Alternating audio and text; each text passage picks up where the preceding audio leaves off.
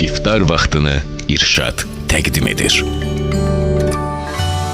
15 Mart Ramazan ayının 15-ci günü.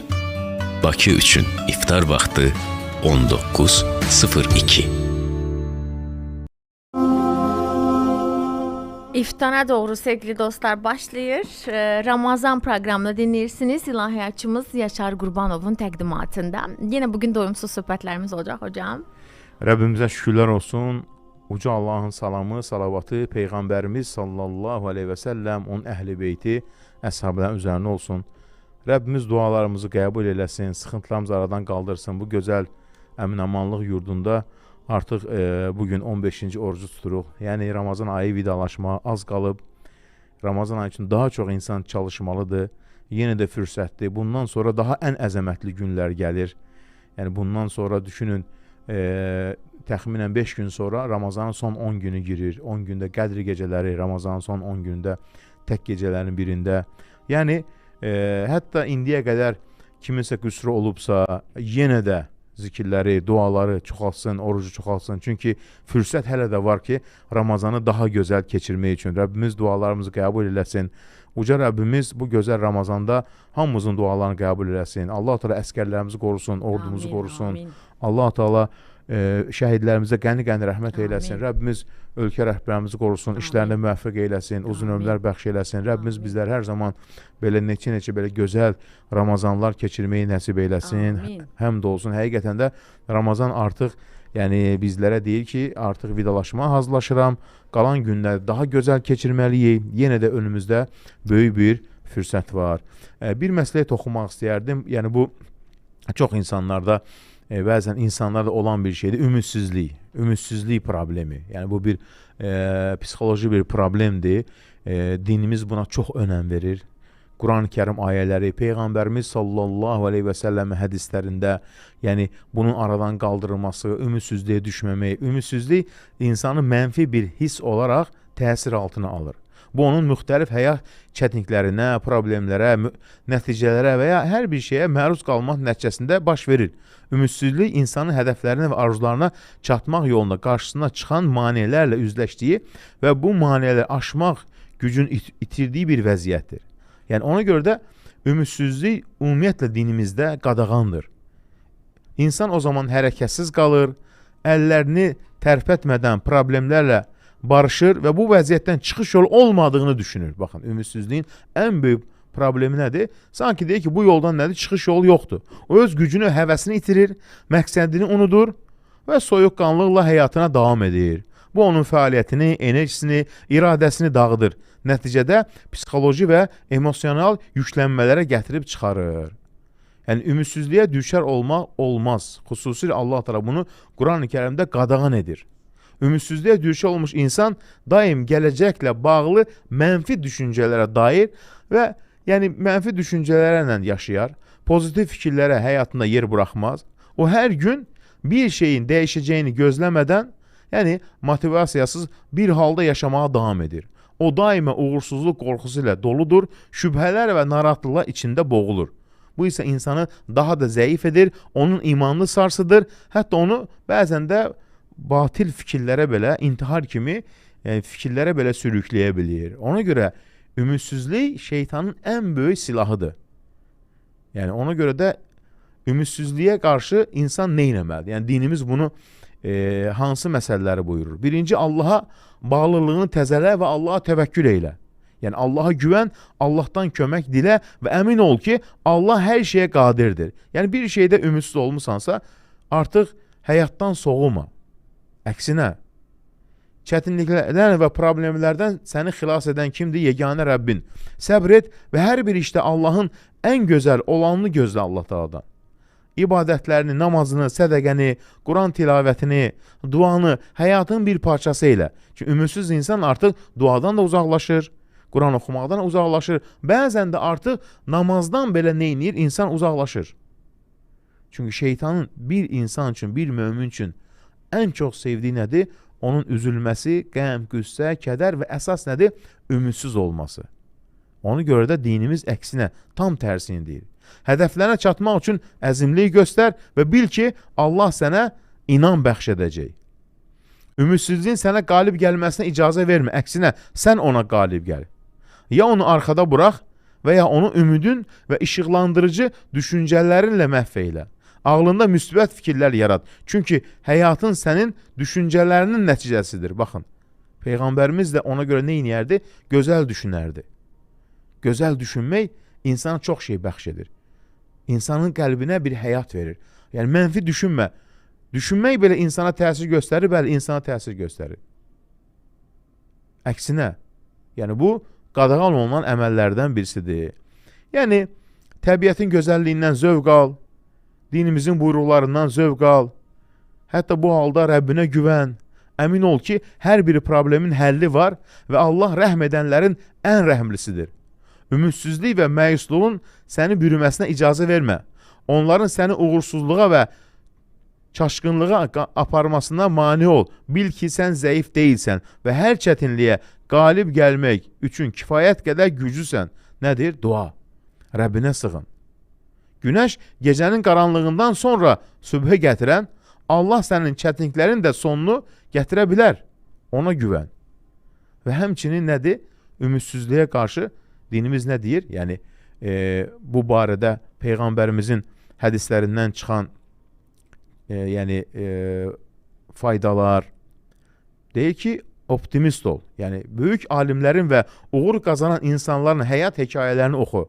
Onların çətin şəraitlərdə necə dayandıqlarını, çətinliklərlə necə qarşı durduqlarını öyrən.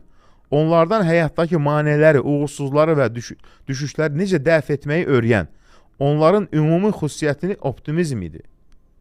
Onlar heç vaxt ümidsizliyə və məyusluğa təslim olmadılar. Həmçinin bunların başından kim? Peyğəmbərimiz sallallahu aleyhi və səlləm.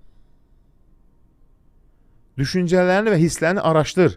Öz problemlərini dərk eylə. Ağlındakı qorxuları və çaşqınlıqları araşdır. Çətinliklərlə üzləşmək üçün özünə bir dərman tap. Bu həyatında müdrik bir insanın məsləhəti ola bilər, ya da özünü öz mənfi düşüncələrindən uzaqlaşdıracaq başqa bir müalicə üsulu ola bilər. Yəni, bu sahənin də həkimlərinə müraciət elə, psixologlara müraciət elə. Həmçinin doğru dostlar seç. Özünü optimist və uğurlu insanlarla əhatə et. Bəzən insan ümidsizliyə nəyə görə düşür?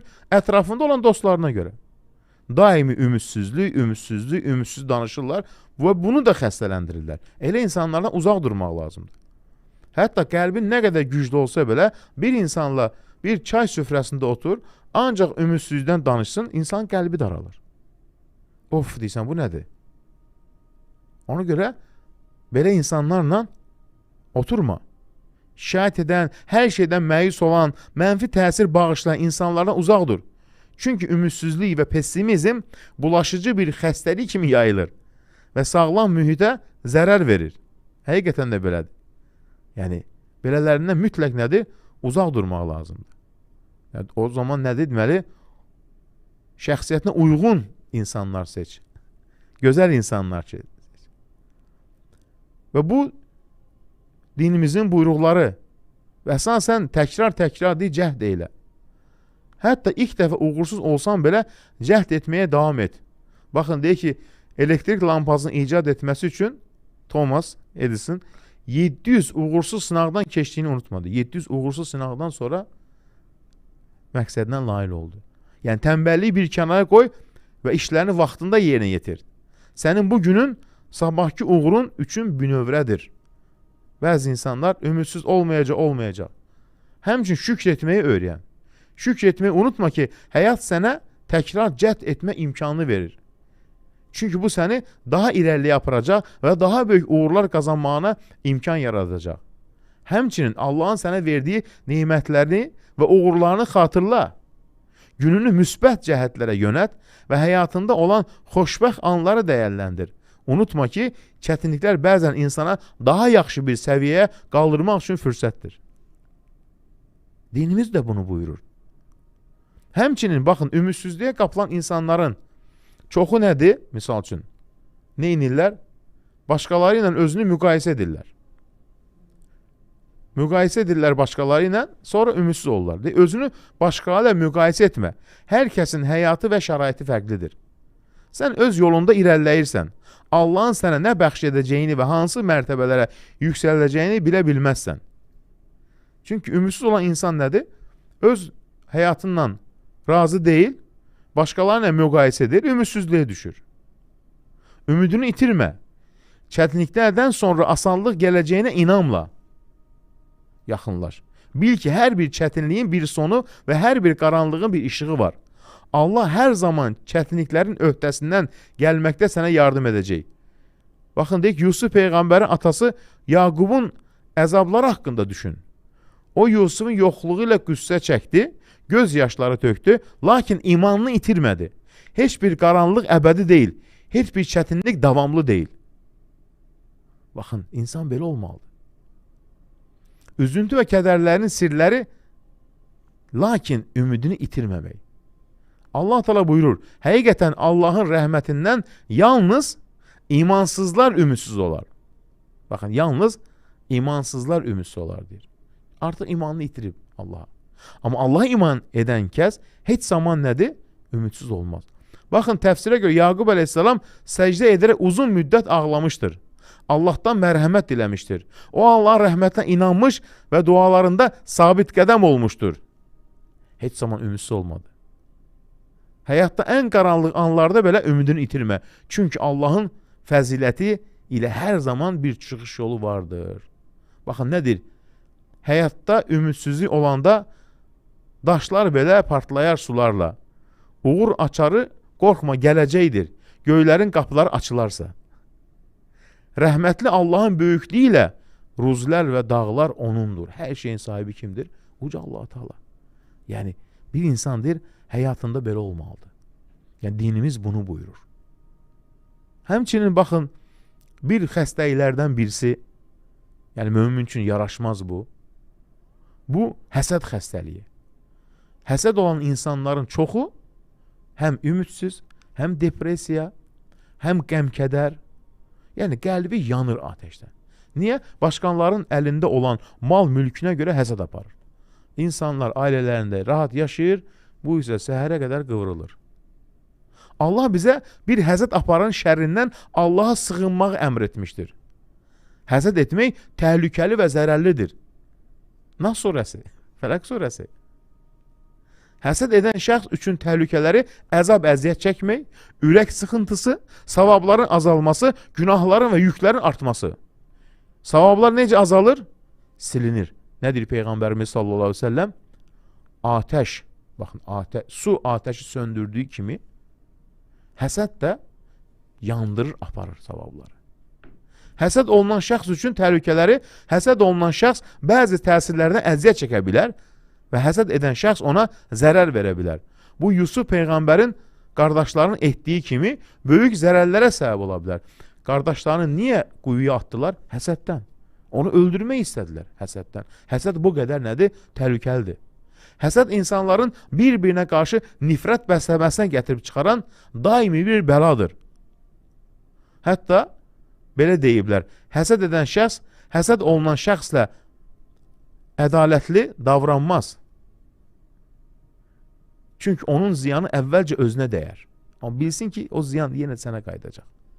Həsəd olunan şəxsin gözəl xüsusiyyətlərinə baxmaqdan yaranır. Məsələn, elm, zənginliyi, vəzifəsi, şöhrəti və ya bəyənilən həyat tərzi kimi. Həsəd edən şəxs bu nailiyyətlərə görə həsəd olunanı gözdən salmağa çalışır. Həqiqətən də belədir. Gözdən salmağa çalışır. Baxın, bir insan qeybət edir həsəddən.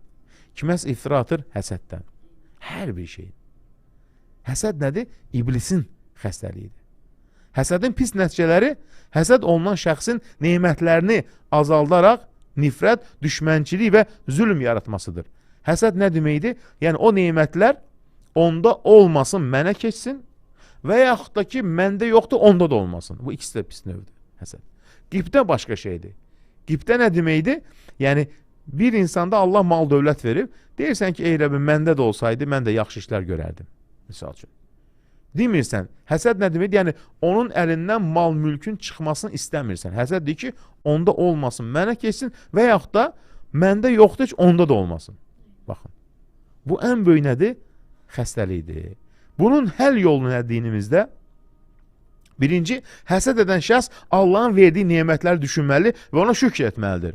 O, həsəd olunanın malik olduğu nemətlərə baxmamalı, əksinə özünə verilən xeyir, bərəkət, sağlamlıq, rahatlıq və təhlükəsizlik barədə düşünməlidir. Çünki həsəd qəlbdə yaranan bir atəş kimidir. Həsəd edən insana soruşmaq lazımdır. Sən başqasının mal mülkünə görə həsədlik edirsənsə, səndə olan mal mülkə görə də başqaları sənə həsəd etsələr, razı olarsan, razı olmaz özünə. Niyə başqalarına rəva bilirsən? Səndə olan nemətlər bəlkə minlərlə insanda yoxdur. Həsəd edən şəxs xatırlamalıdır ki, həsəd iblisin ilk günahıdır. İblis Adəmə həsəd aparmış və onu sevməmişdir. Buna görə də həsəd iblisin yolu ilə gedən bir ziyan və günahdır. Həsədin təbiətindən uzaq durmaq lazımdır. Çünki bu şeytanın yolu və insanın nəyidir? Həlakıdır. Bu dünyada xəstəlik, qəm, qüssə ürəyini öldürür, savabları da yuyulub gedir. Həsəd edən şəxs zamanın dövranından qorxmalı, günlərin fəsadını və Allahın nemətlərinin əks olunacağını bilməlidir. Bir gün sənin də başına gələr. O nifrətdən və pis əməllərdən çəkinməli, müsəlman qardaşına kömək etməli və Allahdan nemətlərin daim olmasını diləməlidir. Peyğəmbərimiz nə deyir? Bir-birinizi sevin. Allah'a itaat et və haramlardan uzaq dur. Allah qorxusu ilə hərəkət et. Çünki Allahın qorumasını cəlb edir bu. Quran-ı Kərimdə buyurur Allah Teala, əgər Allah sizə yardım edərsə, sizə qalib gələn olmaz. Peyğəmbərimiz də deyir, Allah'a qoru ki, o da səni qorusun. Yəni, Allahın buyruqlarını yerinə yetir, Allah səni qoruyacaq. Yəni, həsədkardan qorunmağın ən gözəl yolu nədir? Allahın buyruqlarını yerinə yetirmək. Sonra nə deyir? Tövsiyə, həsəd edən şəxsdən uzaq durun, deyir. Bilirsən ki, bu insanda həsəd var, uzaq dur. Onun dost və ya yoldaş kimi qəbul etməyin, çünki o sizin düşməninizdir. Onun olduğu yerdə sizin rahatlığınız və nemətləriniz təhlükəlidir. Allaha dua və tövbə edin. Hər səhər və axşam dualı və zikirləri davamlı olaraq etmək. Çünki bunlar qorunma üçün vasitədir. Quran-ı Kərim bu ayələri sığınıram aləmlərin Rəbbinə, sığınıram insanların Rəbbinə. Fələq surəsi, Nəs surəsi. Həsədə qarşı ən təsirli vasitələrdən biri xeyirxahlıq və mərhəmətdir. Həsəd edən şəxslə yaxşılıq və mehribanlıqla davran. Deyək ki, iş yoldaşın ola bilər. Qohumun ola bilər. Ondan gözəl davran. Niyə görə? Yaxşılıqla pislik eyni olmaz. Tədricən o utanacaq. Həsəd edən. Elə insan var ki, sən iş yoldaşın ola bilər. Yəni, bir qohumun ola bilər. Ona da yaxşı davran, yaxşılıq elə. Niyə görə? Tədricən o utanacaq. Nemətlərinizə qarşı diqqətli olun və onları qoruyun. Xüsusilə həsəd edən şəxslərin yanında insan öz bacarıqlarını, üstünlüklərini nümayiş etdirməz. Bilirsən bu həsədkardır, danışma. Öz üstünlüklər, uğurların. Baxın, Peyğəmbər Yaqubun oğullarına belə dedi. Ey oğullarım, bir qapıdan yox, müxtəlif qapılardan daxil olun. Nəyə görə? Həsəd etməsinlər deyə insanların. Həmçinin Allaha güvən və yalnız ondan qorx. Unutma ki, Allahın qoruması altında olan insan heç bir şey zərər verməz. Həmçinin həsəd edən şəxsə Allaha sığınaraq onun zikrini çoxaltmağı tövsiyə edilir. Yəni bir insanda həsəd var. Və insan var, misal üçün, mənə yazıq deyib, həsəd məndə var da xəstəlik. Bunu tərk edə bilmirəm deyən insan var. Mənə deyir, yaşamıram, tərk edə bilmirəm, neyniyim? Çalışmalısan. Birinci nə? Allahdan qorxmaq və çoxlu zikr etmək. Bilməlisən ki, Allah zalimləri sevmir. Niyə? Çünki həsəd edən zalimdir. Həsəd edən insan nədir? Zalimdir. Həmçinin altıra buyurur, heç bir zərər Allahın izni olmadan toxunmaz. Peyğəmbərimiz buyurur ki, sallallahu aleyhi və səlləm, bütün ümmət bir yerə yığılıb sənə zərər vermək istəsə, yalnız Allahın yazdığı qədər zərər verə bilər. İkinci, həsəd edənə ən yaxşı cavab işlərində uğur qazanmaq, səylərini artırmaq və çalışqan olmaqdır. Yəni, bir insan da həsəd edən insana görə işindən kənara durma. Sən danış, çalışqanlığına davam ol. Onun həsədinə baxmayaraq, öz üstünlüklərini artırmağa davam et. Sən eləsi var deyir ki, mən qorxduğumdan bəzi işləri şirkətdə görmürəm. Niyə? Mən bu işi çox görsəm, həsəd edən var. Sən gör, fikir vermə heç kimsəyə. Həsəd edən şəxsin özlərinə reaksiya vermə. Çünki ən yaxşı cavab onu eşitmədiyi cavabdır. Bilin və insan bilməli və əmin olmalıdır ki, ruzunu paylayan yalnız Allahdır. Hər bir insan ruzusu onun doğuluşu ilə birlikdə yazılmışdır. Biz çalışırıq, addım atırıq. Ruzunuzu qorumaq və artırmaq üçün Allaha dua etməliyik. Çünki bunu təmin edən yalnız kimdir? Uca Allah Teala. Baxın, kim qardaşında olan bir nemətə baxarsa və ona bərəkət diləyərsə, həsəd ona zərər verməz. Peyğəmbərimiz buyurur. Yəni, göz haqdır. Yəni, dinimizdə bu var. Amma ən gözəl nədir? Qardaşın üçün dua elə. Nə duasıdır? Bərəkət duası. Peyğəmbərimiz bunu buyurub. Çünki bəziləri nədir? Dua etmirlər. Gördün ki, bir dostun yeni mini alıb və yaxud da misal üçün yeni evə köçüb, ailə qurub, yeni paltar alıb. Bərəkət dilə. Yəni, Allahın bərəkət dilə. Bəzən də insanın özünə də belə gözləyə bilər. Bəli. Həmçinin, baxın, huzur və cənnət yolunun açarı qəlb təmizliyində və başqalarına sevgi bəsləməkdədir. Qəlbi təmizləmək və başqalar üçün sevgi diləmək həm dünya, həm də axirətdə cənnətin yoludur. Qəlbinizi paxıllıqdan, nifrətdən, həsəddən təmizləyin. Həsəd haqqında düşünməyin. Onu həyatınıza təsir edən bir problem halına gətirməyin. Həsəd üzündən uğursuzluqlarınıza bəhanələr də yaratmayın. Allah təvəkkül edə və ona güvən, həmçinin nədir həsəddən qorunmaq üçün sədəqə vermək və xeyirxah əməllərlə məşğul olmaq. Çünki bu, mərhəməti artırır, çətinliklərə qarşı möhkəm qalmağımıza kömək edir. Dualar edək, Allaha yönələk, çünki bəlaları, gözü, həsədi uzaqlaşdırır. Nə buyurur Allah Teala? Sizə nə neymət verilmişdirsə, Allaha təvəkkül edin. Həmçinin, bir insan hər hansı bir gözəl bir şey gördükdə, məsələn, bir mal, mülk, məqam, gözəllik və uşaqlar, desin Allahın istəyi ilə. Allahdan başqa güc, qüvvət yoxdur. Bu, neymətləri qoruyar. Allah Teala buyurur, niyə bağınıza daxil olduğunuz zaman, məşəallah, Allahdan başqa güc yoxdur demədiniz. Bu, Kəhf surəsi 39-cu ayədə Rəbbimiz buyurur. Həsədin ən böyük nümunəsi İblisin hekayəsidir. O, Adəmə həsəd aparmış və Allaha itaat etməyərək səcdədən imtina etmişdir. Bu, İblisin cənnətdən qovulmasına və lənətə səbəb olmasına səbəb olmuşdur. Bu hekayə həsədin nə qədər böyük bir təhlükə olduğunu neyniyir? Göstərir. Həsəd İblisin yoludur və hər kəs bu yola düşdüyündə İblisə tabi olur. Həsəd etmə, çünki bu İblisin xüsusiyyətidir. Ona bənzəmə və mərhəmətli ol. Möminlər həsədi tərk edib Allahın onlara verdiyi neymətlərə şükr etməli və Allahdan onun lütf və mərhəmətini diləməlidirlər. Yoxsa onlar insanlara Allahın onlara bəxş etdiyi neymətlərə görə həsəd mi aparırlar? Allah buyurur. Əm yəhsudunən nəsə alə mə ətəhumullah min fadli. Yəni Allahın insanlara verdiyi neymətə, fəzilətə görə mi həsəd aparırsan? Axı bunu verən Allahdır. Həsəd edən insan deməli neynir? Allahın qəza və qədərinə etiraz edir.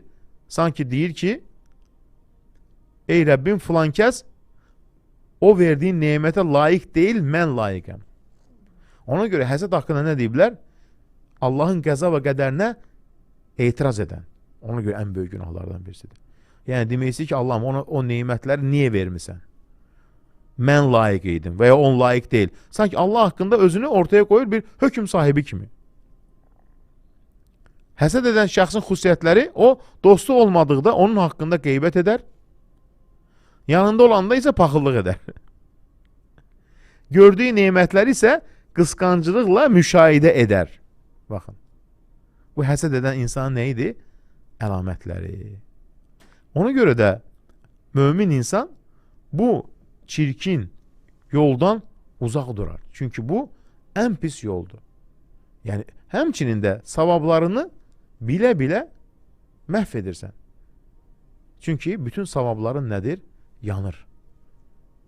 Bu savabları nə üçün elədin? Cənnəti qazanmaq üçün. İndi isə hamısını elədin, yandırdın. Bu doğru deyil. Yəni, mömin bu xəstəlikdən mütləq nədir? Özünü qorumalıdır. Bu həqiqətən çox çirkin və pis xəstəlikdir. Yəni, hər bir insanda deyir, həsəd var. Amma alicənab insan deyir, o həsədini boğub saxlayar. biruzə verməz, Allahdan bağışlama diləyər və deyər ki, Allahım sən mənim qəlbimi qoru. Yəni həsəd olmayan insan yoxdur. Yəni kimsə desə ki, məndə yoxdur, doğru demir. Həsəd hər kəsdə var, amma deyək ki, ağıllı, alicənab insan o həsədini qoruyur, biruzə vermir, onu nədir? Yəni əmələ tökmür də, yəni filan kəsə niyə var? Deyirsən ki, məşəallah, la havlə və la quvvətə illə billah. Allahın istəyi iləndir, izni iləndir. La havlə və la quvvətə illə billah. Yəni güc qüdrət sahibi Allahdır. Əgər bir insanda həsəd xəstəliyi yoxdursa, o ən xoşbəxt insandır. Yəni həqiqətən də həyatda ən xoşbəxt insandır ki, onda həsəd yoxdur. Yəni bu həqiqətən də möhtəşəm bir qəlb sağlamdır. Çünki Allah nə buyurur? Qiyamət günü yevmə la yenfa'u malun və la banun illə mən ətəllaha bi qalbin səlim. Qiyamət günü ancaq mal, mülk heç bir şey fayda verməz. Ancaq nə fayda verər deyir? Salih, təmiz, pak bir qəlb. Ona görə insan çalışmalıdır. Baxın, Allahın mərhəmətindən ümidinizi üzməyin. Rəbbinin mərhəmətindən yalnız yolunu azanlar deyir, ümidini üzər. Yəni səndə bir şey yoxsa niyə həsəd aparsan? Əksinə, sən də Rəbbindən istə. Gözəl bir əməllərdən birisi. Başqa birisi nemət görəndə ona dua elə, özün də bunu istə.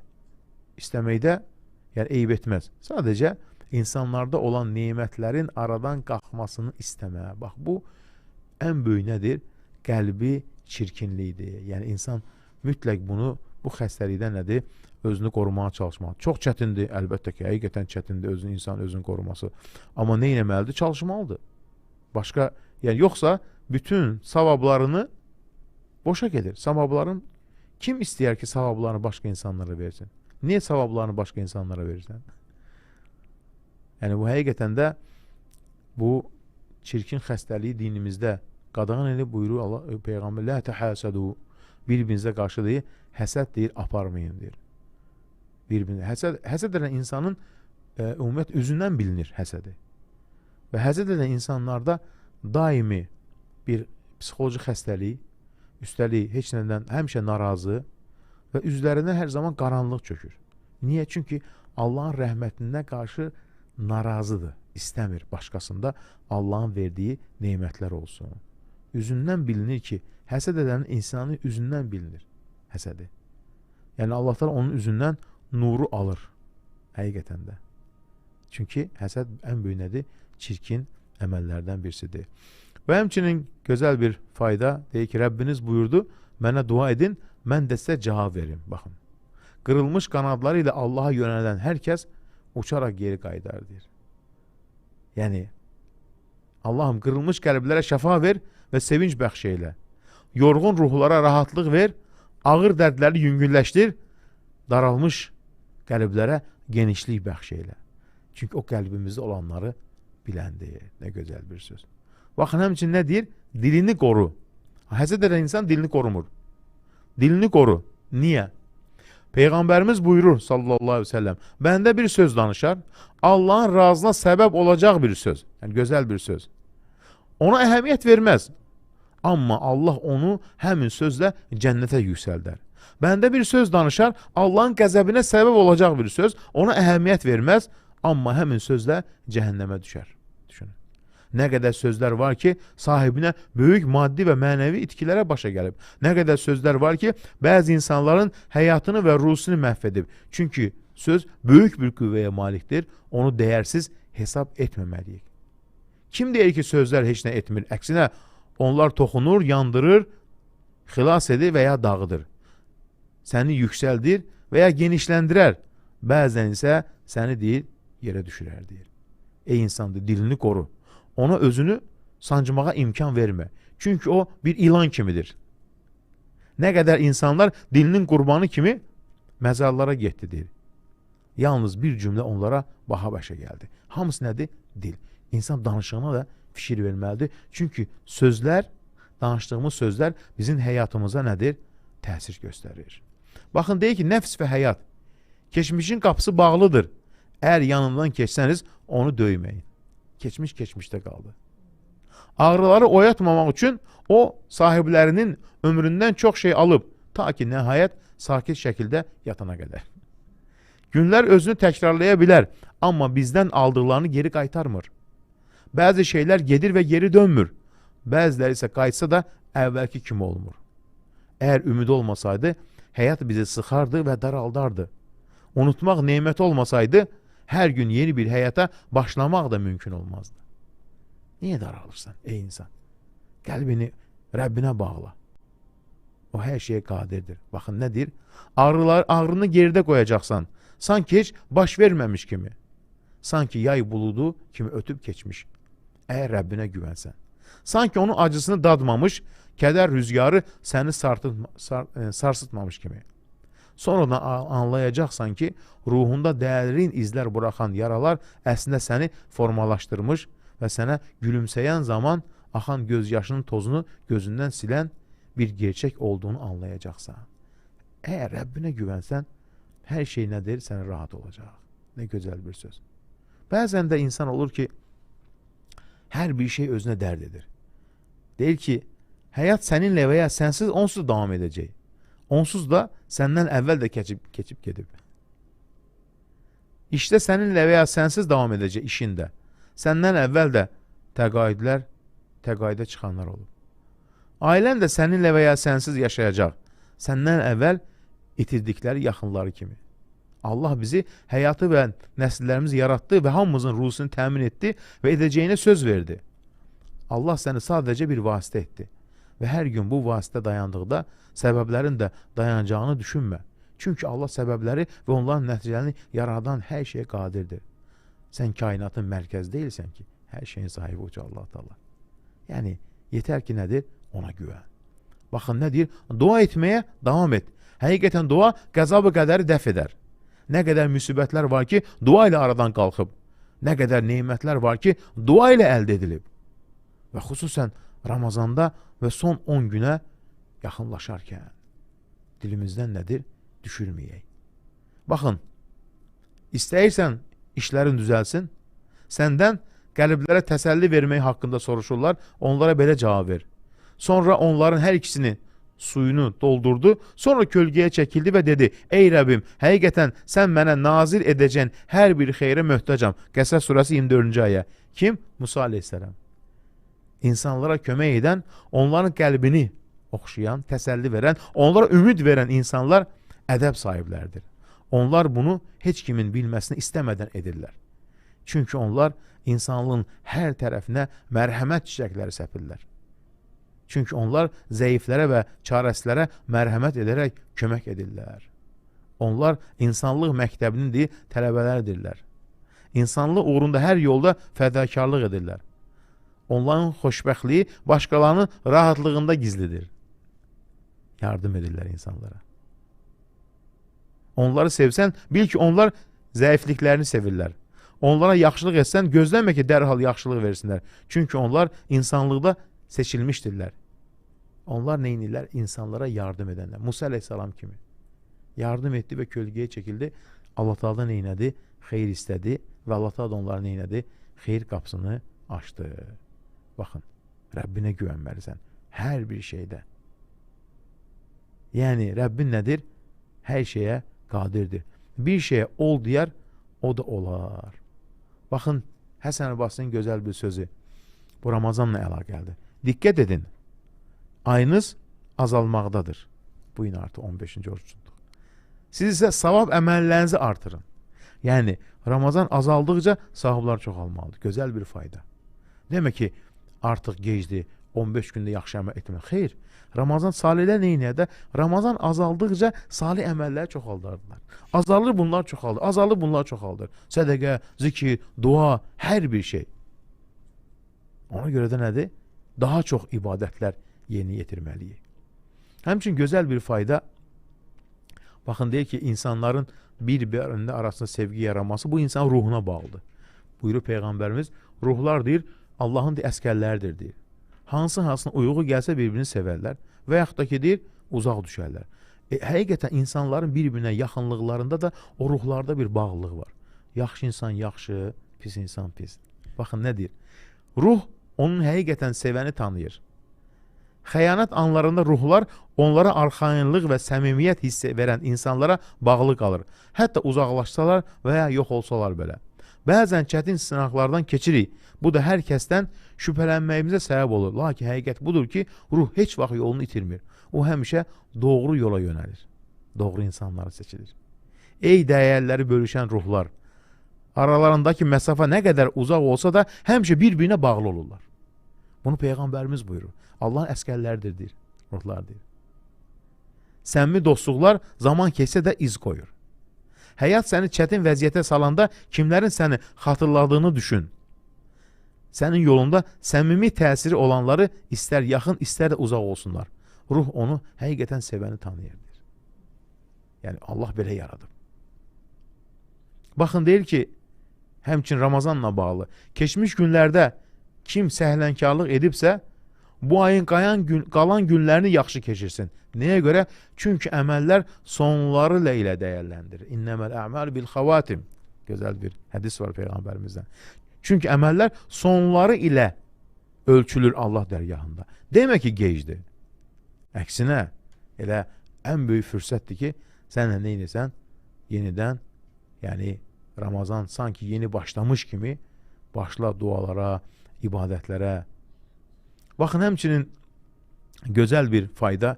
Deyir ki, kədərdən doğan sükut. Nə deməkdir bu? Allah iman gətirənlər üçün Fironun zövcəsini misal çəkdi. O zaman o dedi, ey Rəbbim, mənim üçün cənnətdə sənin yanında bir ev yarat, ev tik. Məni Firondan və onun əməllərindən qurtar. Məni zalimlar qövmündən xilas elə, Təhrim surəsi. Bu qadının həyatında yalnız iki şey onu tamamilə sındıra bilər, bir qadın. Buradan fayda. Atasını itirmək və ya ərinin ona yaşatdığı sarsıntılar. İki şey qadını sındıra bilər həyatda. Ona görə nə eləmişdi? Dua etmişdi. Fironun həyat yoldaşı Asiyə. Bu elə bir vəziyyətdir ki, oradan qadının duası qəbul edilir, amma deyir ki. Həm axirətdə cənnəti istəmək, həm də dünyadakı bunun əvəzini diləmək. Kim demişdi bunu? Fironun həyat yoldaşı. Ona görə ki, qadının deyir, qəlbi sınanda duasından qorxun deyir. Yəni bu ayədən çıxan nədir? Bu ayədən çıxan fayda budur. O da neynəmi dua etmişdi. Birinci, ey Rəbbim, mənim üçün cənnətdə bir ev tik və məni zalimlardan xilas elə deyə. Deyir ki, elə bu anda deyir, yəni qanunun deyir, həyatda, qəlbi sınanda deyir, elə bir vəziyyətdir ki, orada qadının duası qəbul edilir. Həm axirətə cənnət istəmək, həm də bu dünyada bunun əvəzini diləmək. Ona görə deyir ki, diqqətli olmaq lazımdır qadının duasından. Ox kimi insanı vurarlar. Həmçinin baxın nə deyir? Gözəl bir fayda. Yəni, bəzən də insan yəni, səhv edir. Zikir barəsində gözəl bir fayda var. Deyir ki, zikirləri, yəni Allahı xatırlamağı örtüyü kimi geyinin. Təfsir alimlərindən birisi buyurur. Çox gözəl fayda. Belə ki, onlar sizi insanların və cinlərin şərrindən qoruyar. Ruhlarınızı istiğfarla, əstəğfirullahla qidalandırın. Çünki o sizin gecə və gündüz günahlarınızı silər. Yəni, nə deməkdir burada? Yəni, deyir ki, əstəğfirullah zikri, zikirlər sizlər üçün də bir örtük, paltar kimi olmalı. Yəni, gecə gündüz nədir? Dilinizdən deyir, onu neyləyin? Düşürməyin deyir. Nə gözəl bir şey. Həmçinin gözəl bir fayda. Baxın, qadınlar da bundan edə bilərlər. Qadınlar da bundan istifadə edə bilərlər. Misal üçün, Peyğəmbərimiz buyurur, qadınlar üçün evlərində, kişilər məsciddə. Kim sübh namazını cəmaatla qılarsa, sonra oturub günəş doğana qədər Allah zikr edərsə və sonra 2 rükət namaz qılarsa, yəni duha namazı, ona tam bir həc və ümrə savabı yazılar, deyir Peyğəmbərimiz. Bu Allahın rəhmətidir. Sübh namazını cəmaatla qılır, kişilərə aiddir. Qadınlar evində. Yəni, sonra günəş doğana qədər məsciddə oturur, gözləyir. Günəş doğandan sonra 2 rükət duha namazı qılır. O ona həc və ümrə savabı yazır. Düşünün. Həc və ümrə savabı yazır. Amma qadınlar nə edirlər? Qadınlar isə evlərində bunu edirlər. Əgər qadın evində bunu edərsə, eyni o savabı qadın qazanır. Yəni, sübh namazını qıldın, vaxtın varsa, gözləyirsən, günəş çıxana qədər oturursan, zikirlə, dua ilə oturursan, yəni başqa şeylə deyil. Günəş çıxandan sonra 2 rükət duha namaz qılırsan və Allah təala sənə kamil həc və sənə ümrə savabı qazandır. Çünki Allah Teala bəzi insanlar gedə bilmirlər. Allah Teala nə edir? Başqa ibadətlərlə belə bizlərə nədir? Bu qədər savablar verir. Rəbbimizə həmd olsun. Yəni görün dinimiz nə qədər nədir? Rahatdır. Rəbbimizə həmd olsun. Çok sağ olun hocam. İlahiyatçımız Yaşar Qurbanov'u dinleyirsiniz. İftar saatimiz başlayacak. İftar saatinde görüşeceğiz sevgili dostlar. Ve reklamlara keçid alırıq. Reklamlardan sonra tekrar stüdyamızdayıq. İftar vaxtını İrşad təqdim edir. 15 Mart Ramazan ayının 15-ci günü. Bakı üçün iftar vaxtı 19:02.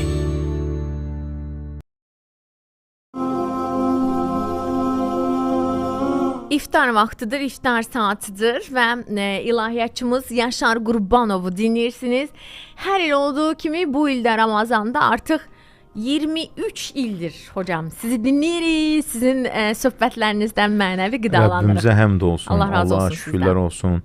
Uca Rəbbimiz hər zaman belə gözəlliklə nəsib eyləsin bizlər Ramazan ayında. Amin. Və hər zaman Rəbbimiz vətənimizi qorusun. Hər zaman bu əmin-amanlıq yurdunda gözəl ibadətlər edək, oruclar tutar, namazlar qılar. Amin.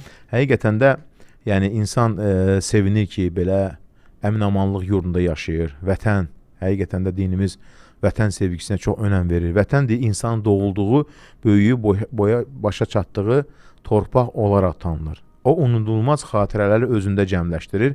Çünki insanın sevdiklərini, dostlarını, ailəsini, valideynlərini və babalarını qucaqlayır. Yəni hamımız burada dəfn olunacaq. İnsanın doğulduğu evə və torpağa bağlı olur. Buna görə də nə deyirlər? Belə bir söz var. Neçə ev var ki, insan onları sevsə də onun qəlbi hər zaman ilk evinə darıxar. Yəni vətəninə darıxar. Uca Rəbbimiz vətənimizi qorusun. Baxın nə deyir Əbu Həmd Əl-Qazali? İnsanlar səhralıq və kimsəsizlik olsa belə öz torpaqlarına alışırlar deyir. Səhra olsa belə öz torpağını sevir. Dağın yamacı olsa belə orada doğulub. Vətən sevgisi insanın fitrətindən hopmuş bir hissdir. O insanın vətəndə rahat yaşamağa, ondan uzaq düşdüyü isə həsrət çəkməyə, hücuma maruz qaldıqda onu müdafiə etməyə, haqsızlığa uğradıqda onun üçün qəzəblənməyə sövq edir deyir. Nə gözəl tərif verir. Vətən sevgisi insanın fitrətində dərin kök salmışdır. Vətənpərvərlik dedikdə insanın öz vətəninə bağlılığı, sədaqəti və mənsubluq hissi nəzərdə tutulur. Vətənin vətəndaş üzərində haqqı var, ona sadiq olmaq, onu qorumaq və onun üçün fədakarlıq etmək. Baxın. Hər bir insanın deyir, qanında keçmişdən qalan bir borc və vəfa var. O da nədir? Vətən. Yəni, vətəndə yaşayan hər kəs onu daha çox sevməli, ona bağlılığını və sədaqətini göstərməlidir. Çünki bu, fitri bir şeydir. Sağlam düşüncəli insan vətənini, özünün, ailəsinin və evinin bir parçası kimi görür. Baxın, mədəni xalqlar vətənin dəyərini dərk etmiş və həmişə onun çağırışına cavab verməyə, talihlərini vətənlərin taleyi ilə bağlamağa hazır olmuşdur. Baxın. Nə deyirlər? Əgər bir insanın vəfasını və əhdinə sədaqətini bilmək istəyirsənsə, onun vətəninə duyduğu həsrətə, dostlarına olan bağlılığına və keçmiş günlərinə ağlamasına bax deyir. Nə gözəl bir söz. İnsanlıq qədim zamanlardan bəri öz vətəninə bağlı olub, nəsillər hər zaman ölkələrini müdafiə etməyə və uğrunda fədakarlıq etməyə hazır olublar. Vətən deyir, seviləndir. Doğulduğun yer isə doğmadır. Ağıllı insan vətəninə elə bir həsrətlə darıxır ki, Nəcib hər bir şey, yəni düşünün, hər bir şey öz yuvasına qayıdır. Yəni Allahın yaratdığı heyvanlar belə öz yuvasına qaydanda sevinir. Oranı öz vətəni bilir. Necə insan deyir öz vətəni üçün sevinməsin? Hansı ki deyir, ləyaqətli insan onu böyündüyü torpaqdan heç zaman üz döndərməz. Və orada süd əmdiyi yurdu heç zaman unutmaz. Gör nəyə bağlayıblar. Baxın, nə deyir salihlərdən birisi? Vətənimi xatırladım və göz yaşlarım süzüldü. Uşaqlı illərinin keçmiş xatirəlinə olan həsrətimdən deyil. Vətənin nemətlərini ən çox dərk edən kim olur? Vətənini tərk etmək məcbur olanlar. Çünki onlar o zaman insan anlayır ki, vətən Allahın böyük lütflərindən biridir. Baxın nə deyir? Ah, qərib dünyalarda kimsəsiz qalan, öz xalqından uzaq düşən insan üçün ətrafı insanlar dolu olsa belə, o həmişə deyir tənhadır. Nə möhtəşəm bir söz. O deyir həmişə tənhadır. Baxın, ona görə İslam vətən sevgisi, İslam dini insanın vətəndən bağlı olmasını və onu sevməsini təbii bir his kimi qəbul edir. Vətən sevgisi insanın fitrətinin bir parçasıdır və İslam bunu təşviq edir. Peyğəmbərimiz Muhammed sallallahu aleyhi və səlləm öz doğma yurdu Məkkəni tərk edərkən ona olan sevgisini belə ifadə etmişdi. Məni deyir, buradan çıxarmasalar çıxmazdım, deyir. Ona görə də Quran-ı Kərimdə və oradan çıxan ayələr, əvvəlki ümmətlərdən Peyğəmbərimizin buyruqları hamısı nəyə dəlalət edir? Vətən sevgisinə. Baxın, nə deyir Allah Quran-ı Kərimdə? Vətən sevgisi fitri bir, qəlbə hopan bir şeydir. Allah buyurur ki, əgər biz onlara, əvvəlki ümmətlərdən bəhs edərkən deyir ki, Bəni İsraildən, əgər biz onlara öz ev eşinizdən çıxın desəydi, içlərindən az bir qismi buna tabi olardı, deyir. Çıxmaq istəməz insan, yəni öz yurdundan. Yəni bu ayə göstərir ki, insanın vətəndən ayrılması asan deyil. Vətənə olan sevgi fitridir. Ona görə Peyğəmbərimiz Məkkədən Mədinəyə hicrət edərkən doğma şəhərinə dönmə istəyini belə ifadə etmişdir. Məkkə, sən mənim üçün ən sevimli yersən. Əgər qövmüm məni buradan çıxarmasaydı, səni əsla tərk etməzdim. Baxın, onu gördük ki, vətəni qorumağın əhəmiyyəti, İslam vətəni qorumağı böyük bir məsuliyyət sayır.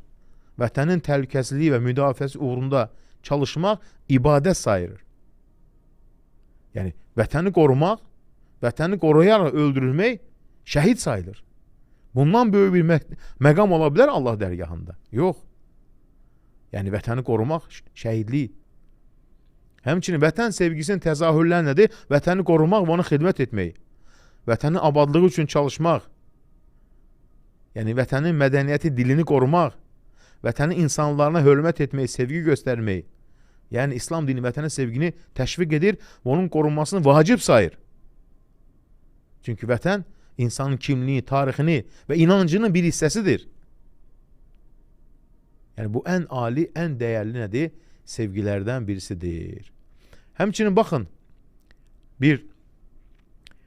bunu ən gözəl göstərdi həqiqətən də Allah təala qəni-qəni rəhmət eləsin şəhidlərimizə. Vətənimizi qorudular, torpaqlarımızı azad etdilər. Yəni, öz ruhlarını, canlarını fəda etdilər, qanlarını fəda etdilər. Allah onlara qəni-qəni rəhmət eləsin. Amin hocam. Allah təala bu gözəl vətənimizi qorusun. Amin. Siz vətəndən danışarkən, vətəndən kənarda olan bütün dinləyicilər yazır ki, qurban olaram vətənimə, vətənə gələndə mənə dünyalara verirlər. Vətən həsrəti, vətən sevgisi nədənsə başqa yerdə olanda daha çox vətənin qədrini bilirsən. İnsan çünki bəzən nemətlər içərisində olanda onu hiss edə bilmir. Deyək ki, misal üçün, təhlükəsizlik, əmin-amanlıq yurdunda yaşayırsan, bu ən böyük Allahın nemətidir.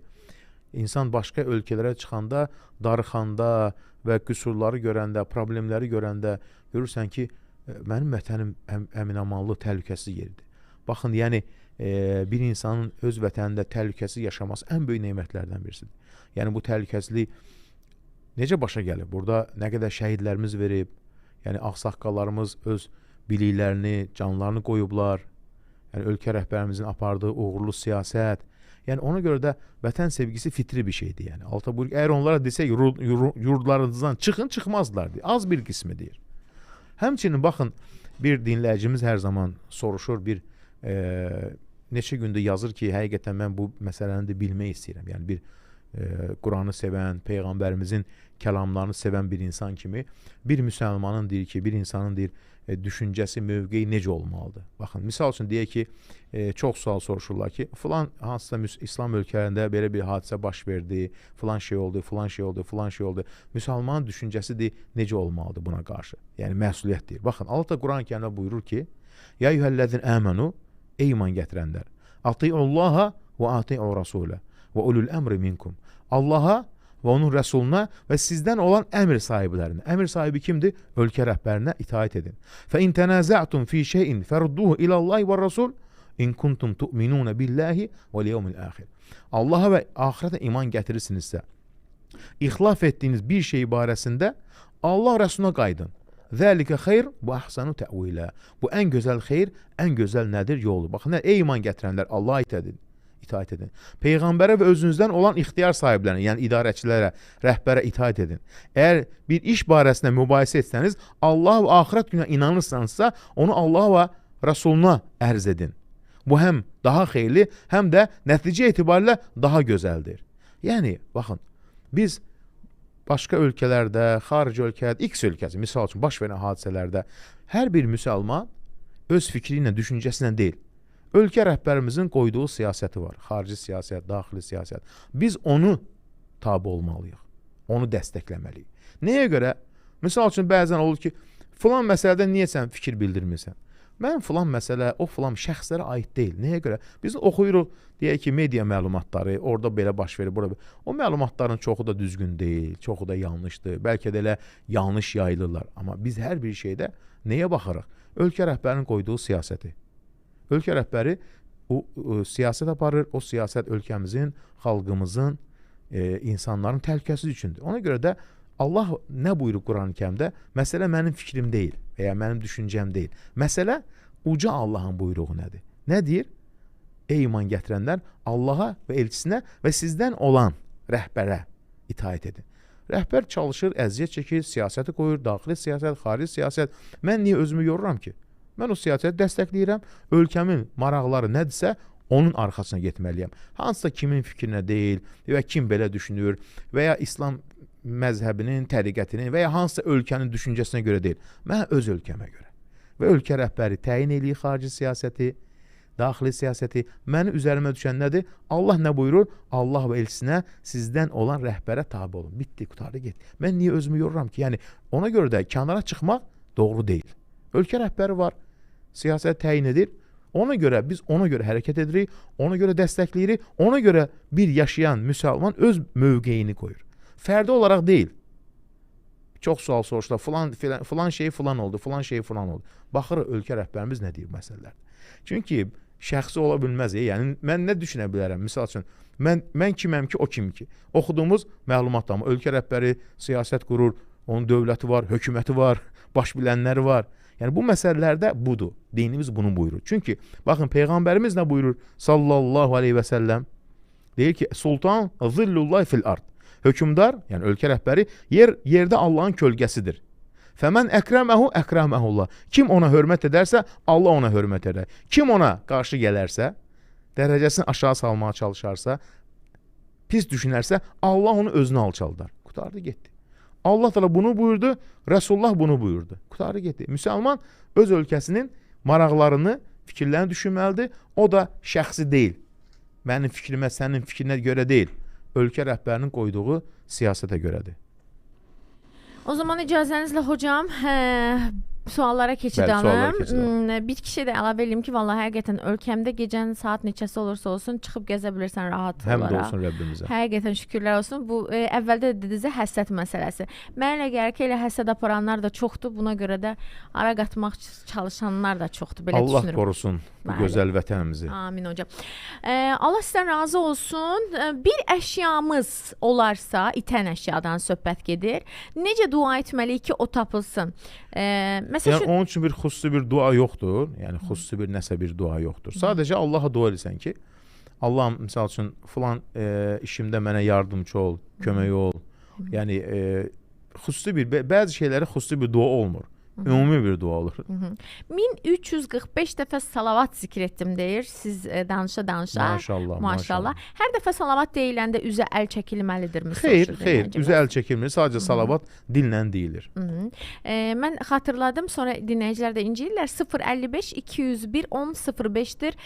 Sualı yazmanız üçün 055 201 1005. Hocam, bir qohumum var, çox imkansızdır. Bir övladı da var.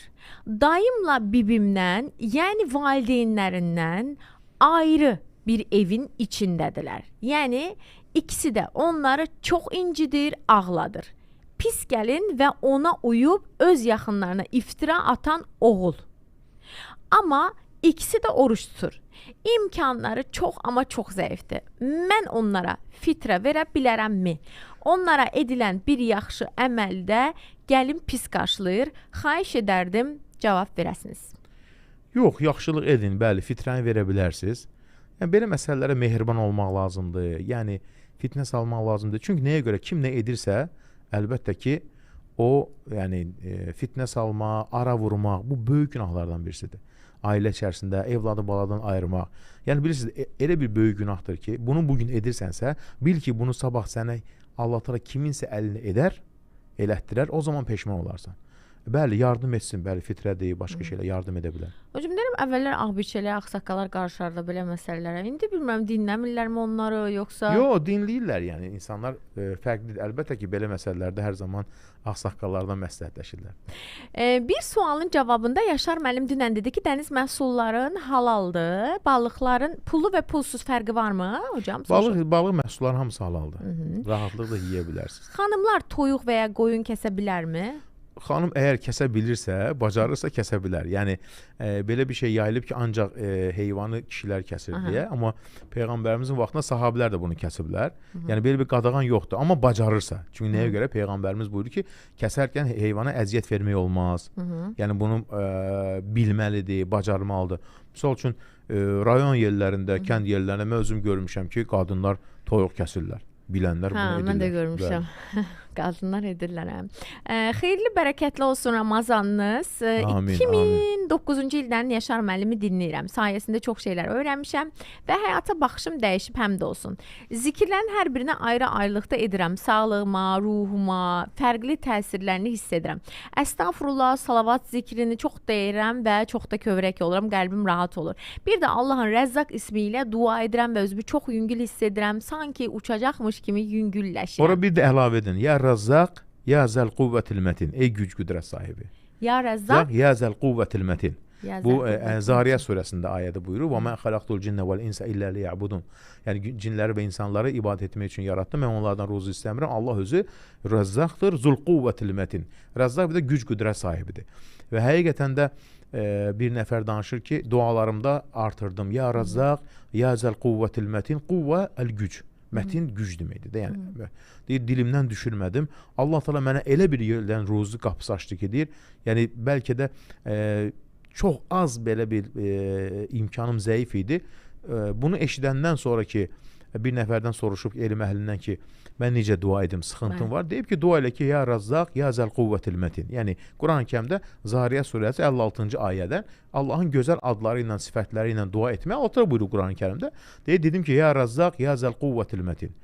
Yəni ey Rəzzaq, ruzu verən, ey güc qüdrət sahibi. Bunu bir yerdə dedim, deyir. Allah həmd olsun. Allah təala mənə ummadığım yerdən bir qapı açdı, deyir.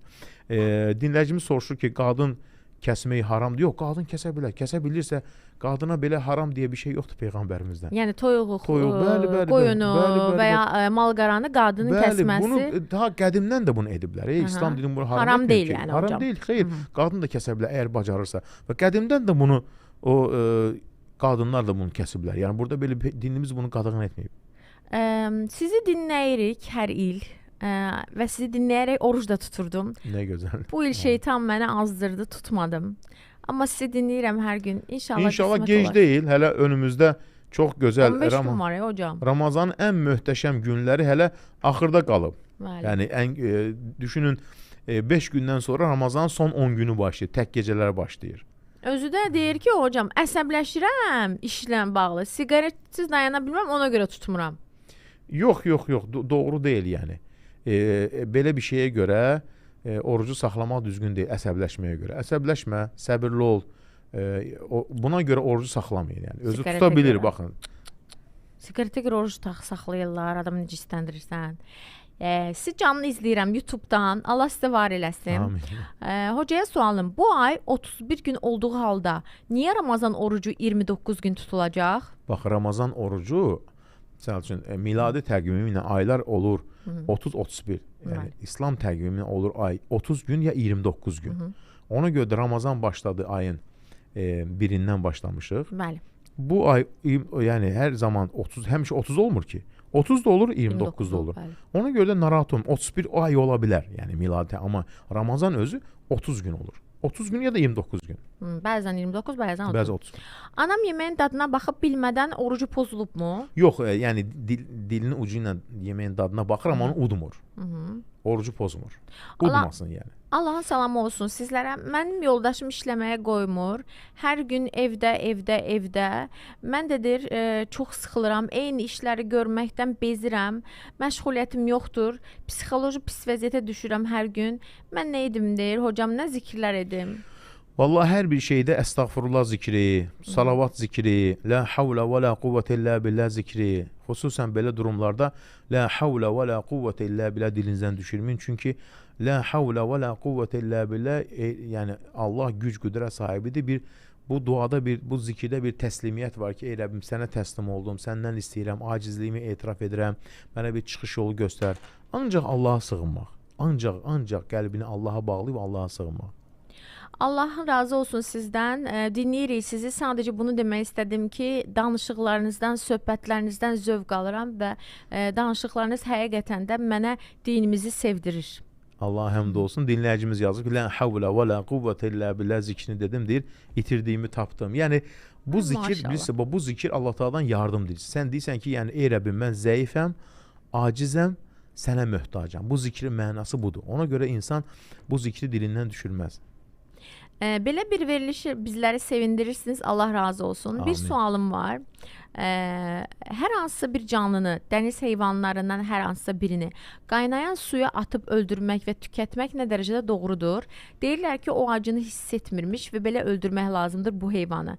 Bəs o heyvanı atəşin yanına yaxınlaşdırdıqda çabalayır. Bu o deməkdir ki, acını hiss edir də. Xahiş edirəm, buna bir açıqlama verərdiniz. Ola dəniz heyvanları onsa dənizdən çıxandan sonra ölür heyvanlar, balığı qəsd edirsə. Amma digər heyvanların necə bişirilməsini bilmirəm. Bildim hansı heyvan deyir bilmirəm hocam. Onu yəni. Diri pişirirlər. Onu nəzərdə tutur. Yəni mənim sahəmdə bilmirəm onu necə bişirirlər. Çünki mən elə onu yeyə də bilmirəm, ona görə məndən üzrlü saysınlar. Yəni halal deyə yeyə bilmirəm məsələn. Ha, başa düşdüm hocam. Amma mən də bilmirəm, amma deyirlər ki, hiss eləmir. Mən də eşitmişəm ki, hiss eləmir. Övladım 2 yaşındadır, maşallah, bütün günü Allah deyir. Dini surələri qoymamızı istəyir və qulaq asır. 2 yaşında. Hətta bizim keçən dəfə bir dindar dedi, bizim balaca dinləyicilərimiz var. 9 yaşı, 8 yaşı veriliş başlayan kimi açdırırlar valideynlərinə ki, biz verilişi dinləmək istəyirik, maşallah. 2 yaşında uşaqdır, azan verildiyi zaman deyir, səcdəyə gedir. İndi sizə də onunla birgə qulaq asıram. Hocam deyir, sizdən dua istəyirəm ki, övladım salih kəslərdən olsun. Allah salih qullarına eləsin, bütün evladlarımızı, bütün balalarımızı. Deyir, ya Razzaqdan sonra nədir? Ya Razzaq, ya zəl quvvətil mətin. Yəni, ey güc qüdrət sahibi. Yəni, öz dilimizdə də demək olar. Baxın, dualar şərt deyil ki, ərəbcə deyilsin.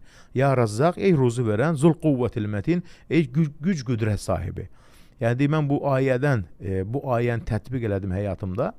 İnnallahu var-razzaq zul quvvətil mətin deyir. Allah təala ruzi verəndir, güc qüdrət sahibidir. Mən dedim ki, ya Razzaq, ya zəl quvvətil mətin. Və Allah həmd olsun ki, Allah təala mənə qapı açdı, amma gecə namazlarına qalxırdım, deyir, səcdədə bunu çox edirdim. Ya Razzaq, ya zəl quvvətil mətin, mənə bir yol aç. Mənə yəni bir ruzi yolu aç, bir iş yolu aç, sıxıntımı aradan qaldır. Yəni bir həftə keçmədi ki, Rəbbimə həmd olsun ki, Allah təala mənə ummadığım yerdən bir qapı açdı. Ya Razzaq, ya zəl quvvətil mətin.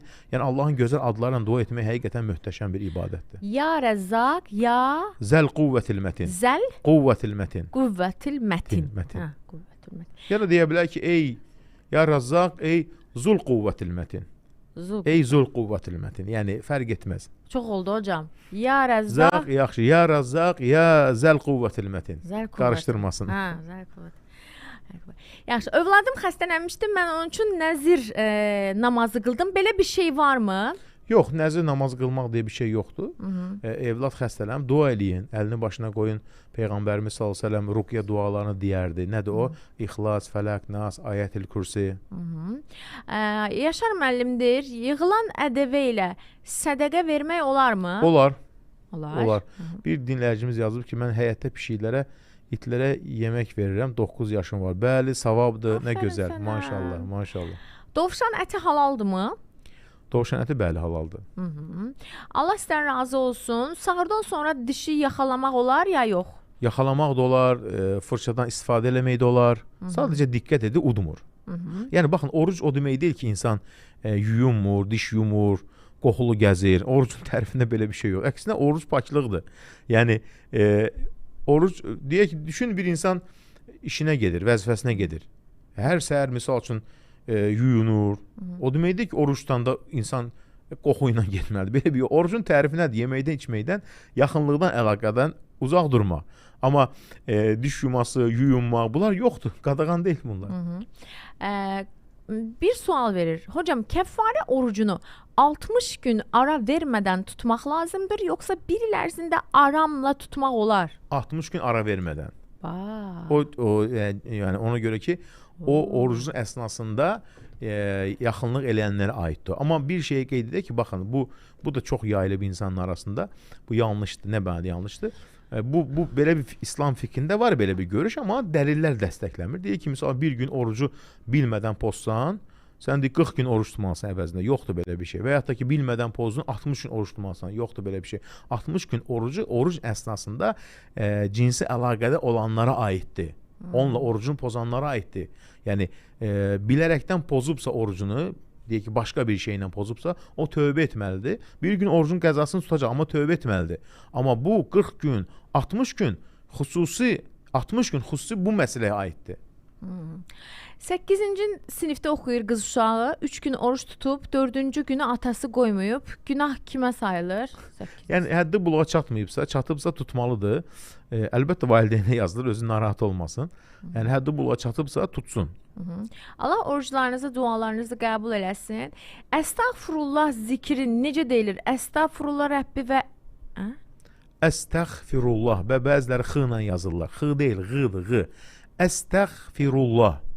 Bu qədər kifayətdir. Məsəl üçün, yəni əlavə lazım deyil ki, Rəzzaqa dediyiniz Əstəğfirullah və kimi. tövbə ileyhi, Rabbiğfirli və li valideyyə. Ən qısa nədir? Əstəğfirullah. Dilindən düşürmə. Gecə, gündüz, səhər, axşam. Çünki Allah təala vəd eləyir. Nuh surəsində Allah təala buyurur ki, Nuh peyğəmbər deyir, fəqultu.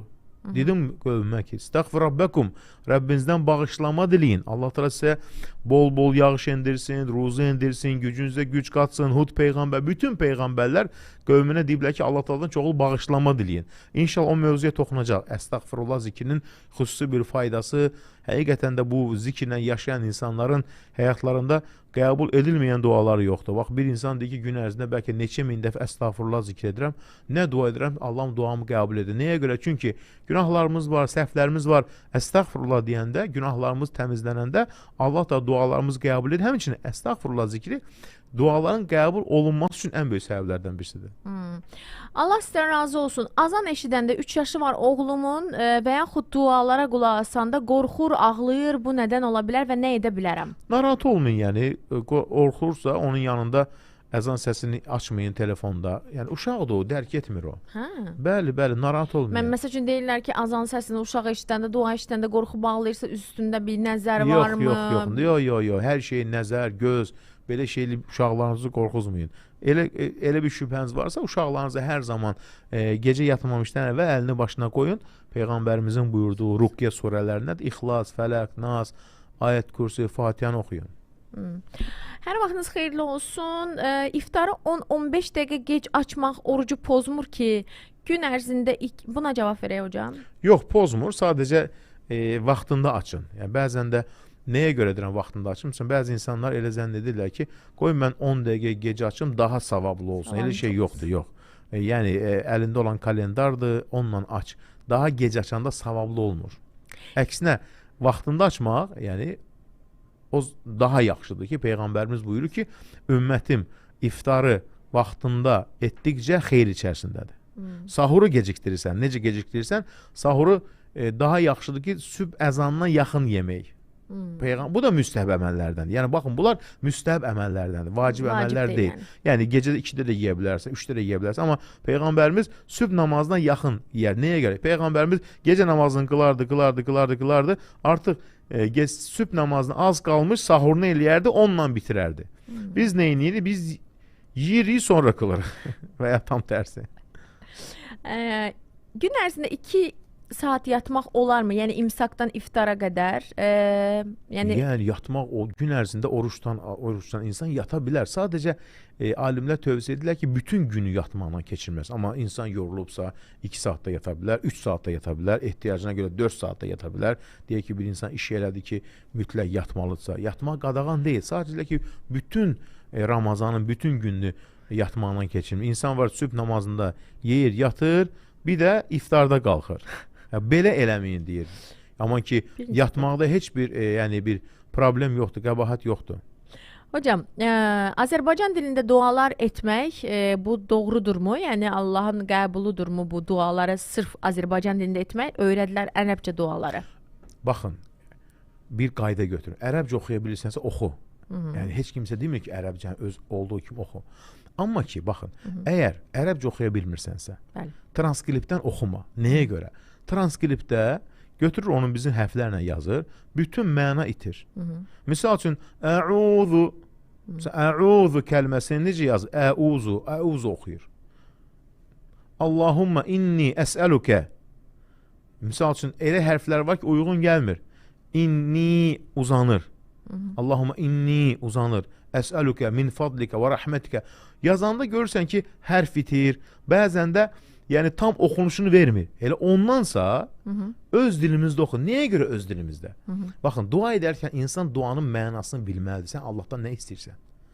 Duanın mənasını biləndə daha səmimi qəlbdən dua edirsən. Amma şablon kimi oxuyanda ərəbcə bilmirsən. Mən ərəbcə də oxuyuram, öz dilimizdə də oxuyuram duanı. Bəzən olur ki, misal üçün öz dilimizdə oxuyuram. Nəyə görə? O çağırış bəzən də insana həzz verir. Misal üçün o çağırışı misal mən öz dilimizdə ərəb dilini daha yaxşı edirəm. Ey Rəbbim, sənə aciz qulunam, sənə möhtacam, fağıram, miskinəm, əlacsızam.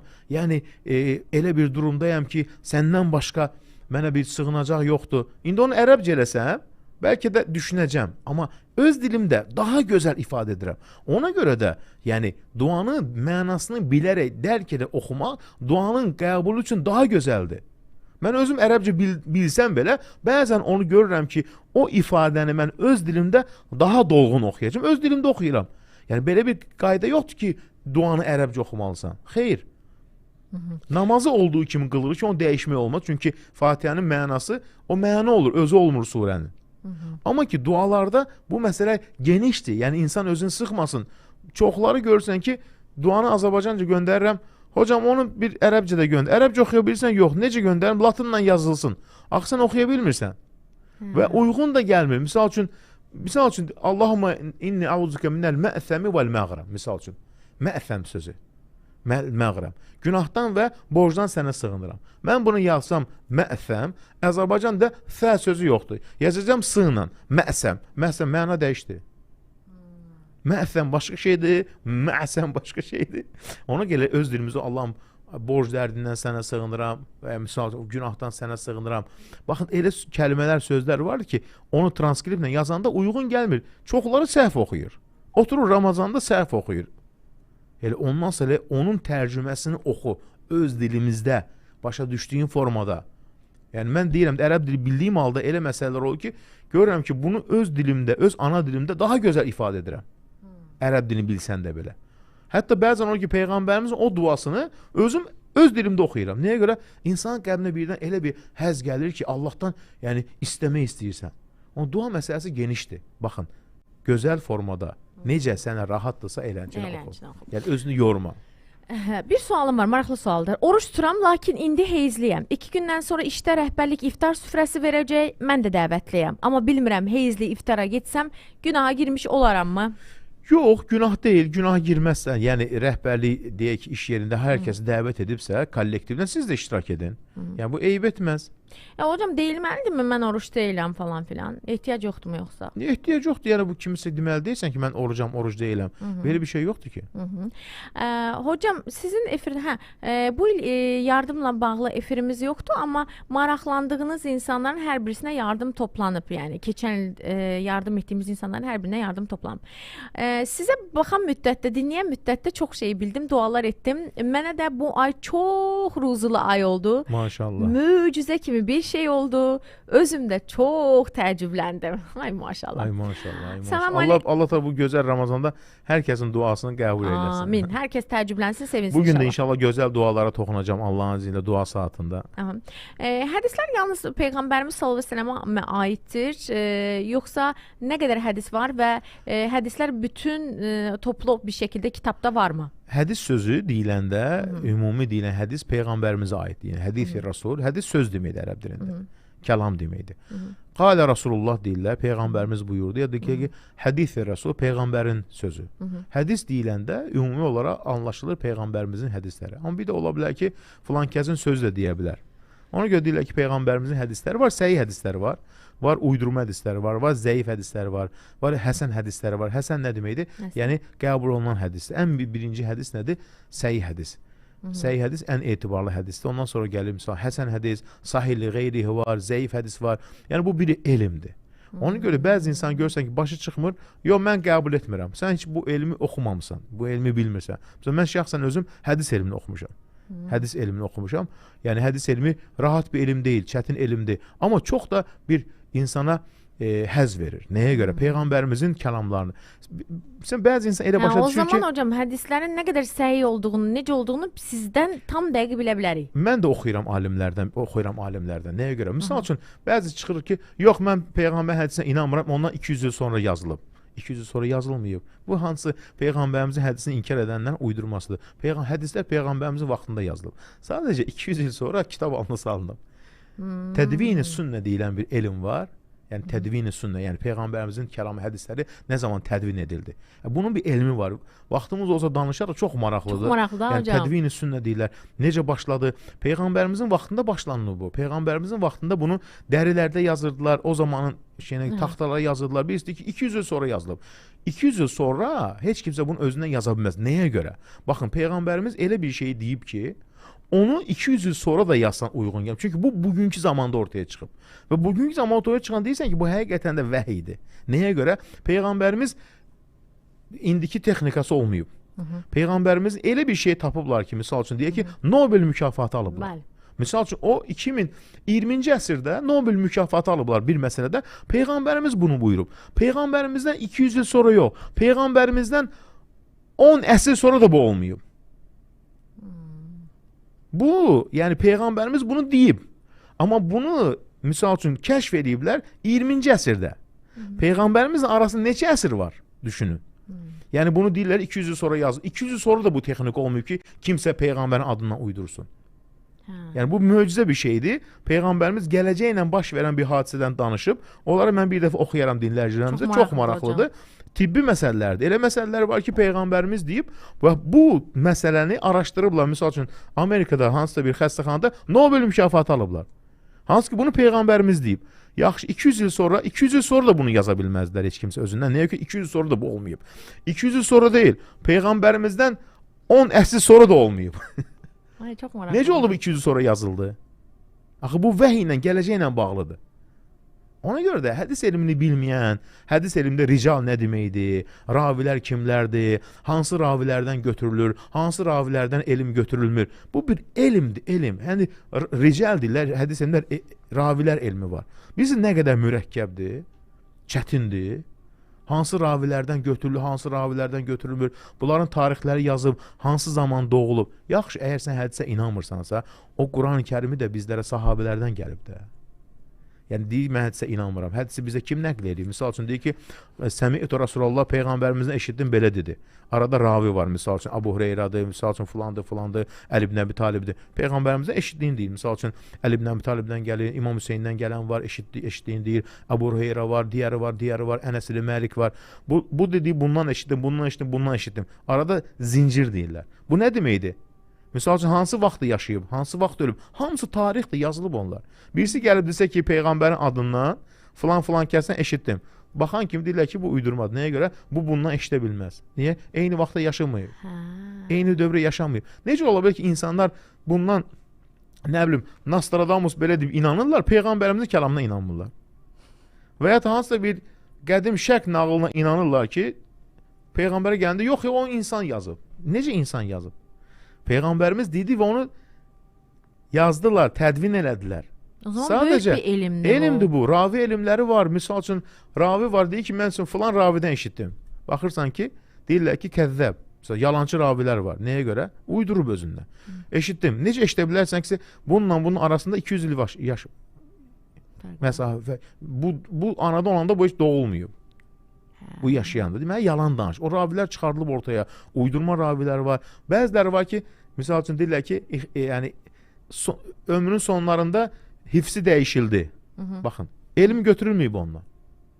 Bu bir elmdir. Bəzi ravilər var ki, misal üçün deyib ki, misal üçün bu dindir. Deyib ki, atamdan rivayət eləməyin. Dinəyə görə, çünki atam deyir, səhv eləyir. Atasından belə çəkindiriblər. Bu dindir. Deyib ki, misal üçün atamdan, atası da hədis alimim, deyir, atamdan götürməyin. Nəyə görə? Deyir ki, dəyişib, hifsində problem var. Yaddaşında. Bəli, bu yox, mən bundan gəldim, mən yazdım. Hə, mən yaxşı yazansan, dursun birisi bu dəqiqə. Əgər 200 il sonra deyirsən, indi dursun birisi hədis inkar edən, yaz bir dənə hədis gömdüz yazırsan. Yaz da bir dənə yazır, uydur. Həmin ortaya çıxır.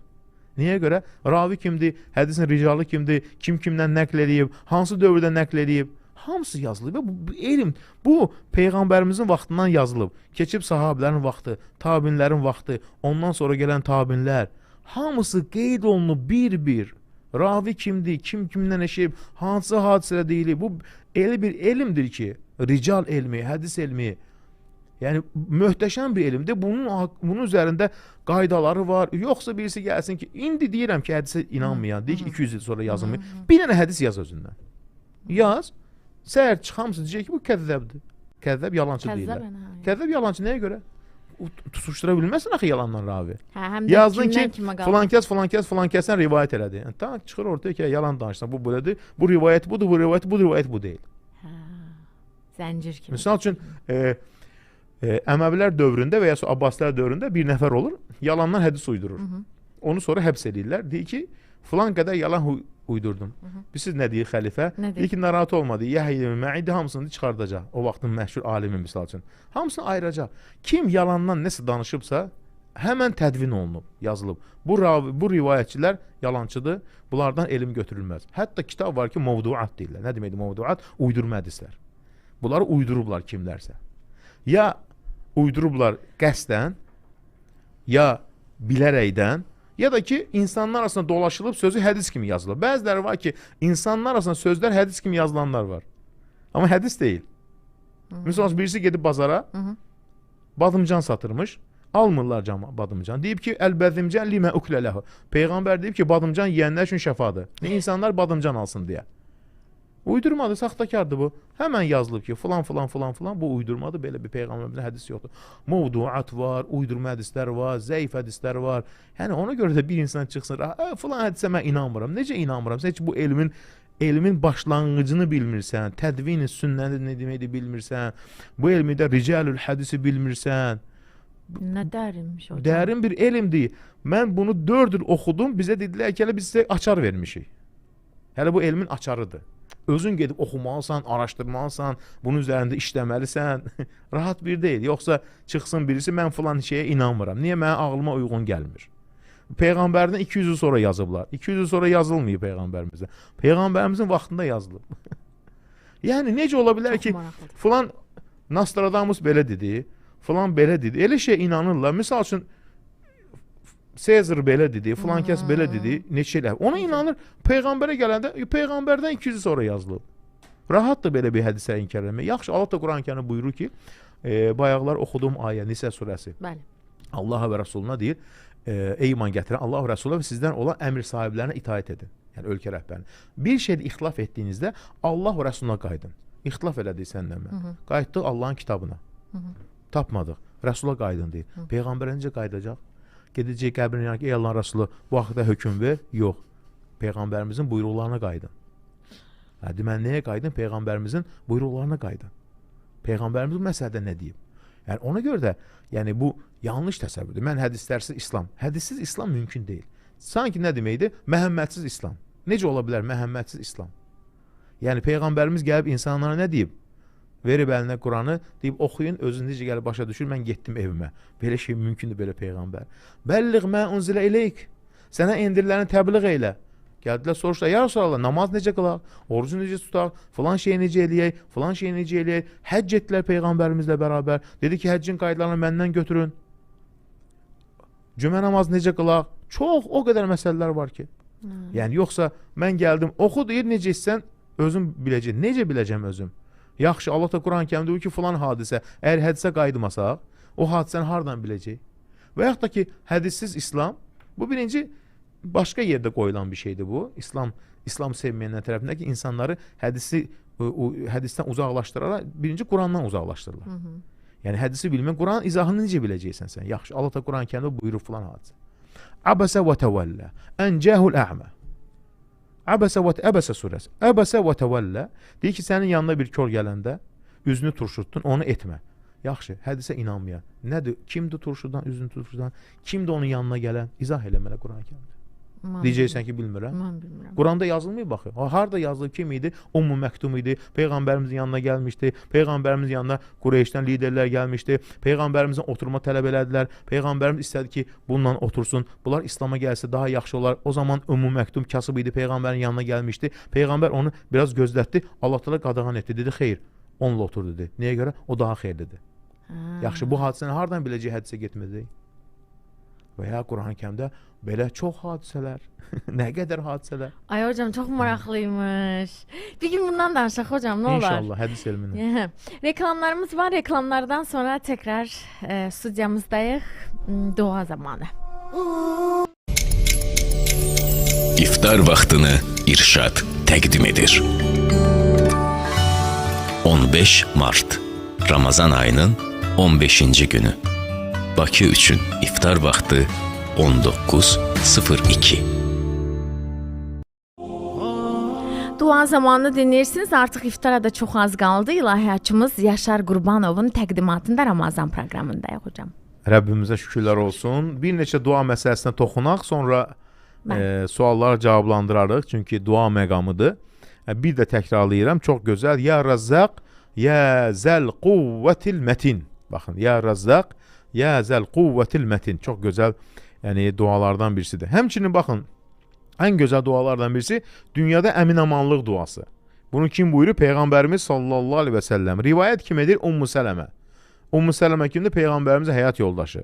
Deyir ki, Peyğəmbərimizin ən çox etdiyi dua nə idi? Soruşuldu. O dedi, onun ən çox etdiyi duası belə idi. Çünki Ummu Sələmə harda eşidir? Peyğəmbərimiz bunu gecə namazlarında dua edir. Ey qəribləri çevirən Allah, qəlbimi dinin üzərində sabit eylə. Baxın, nə gözəl dualardan birisi. Peyğəmbərimiz gecə namazlarında bu duanı edərdi. Yəni biz də hər zaman dua etməyək ki, Allah bizləri bu gözəl din üzərində sabit eyləsin. Ey qəlbləri çevirən Allah, qəlbimi dinin üzərində sabit eylə.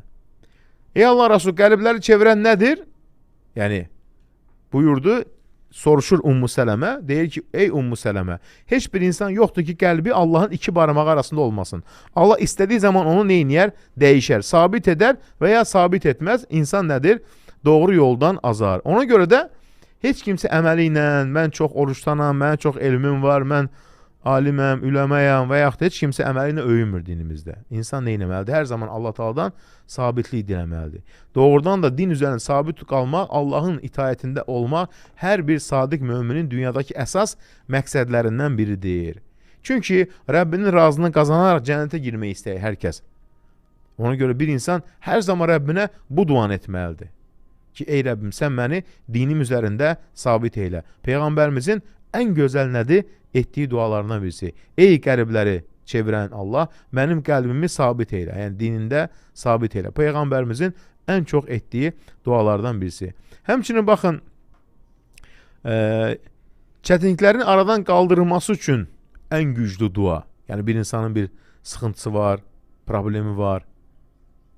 Yəni bu uzun bir duadır. Bunu başqa vaxtda istəyirəm saxlayayım. Həqiqətən də bu Peyğəmbərimizin sıxıntı duasıdır. Onu izah etməyə ehtiyac var. Bəlkə də sual-cavabdan sonra da vaxt olsa bunu izah edərik. Baxın, deyir ki, bir salih insan deyir, belə dua edirdi. Baxın, salihlərdən duaları nə üçün qeyd edirəm? Yəni biz də dua edərkən öz dilimizdə şərt deyil o dua kimi eləmək, ona uyğun dua etmək.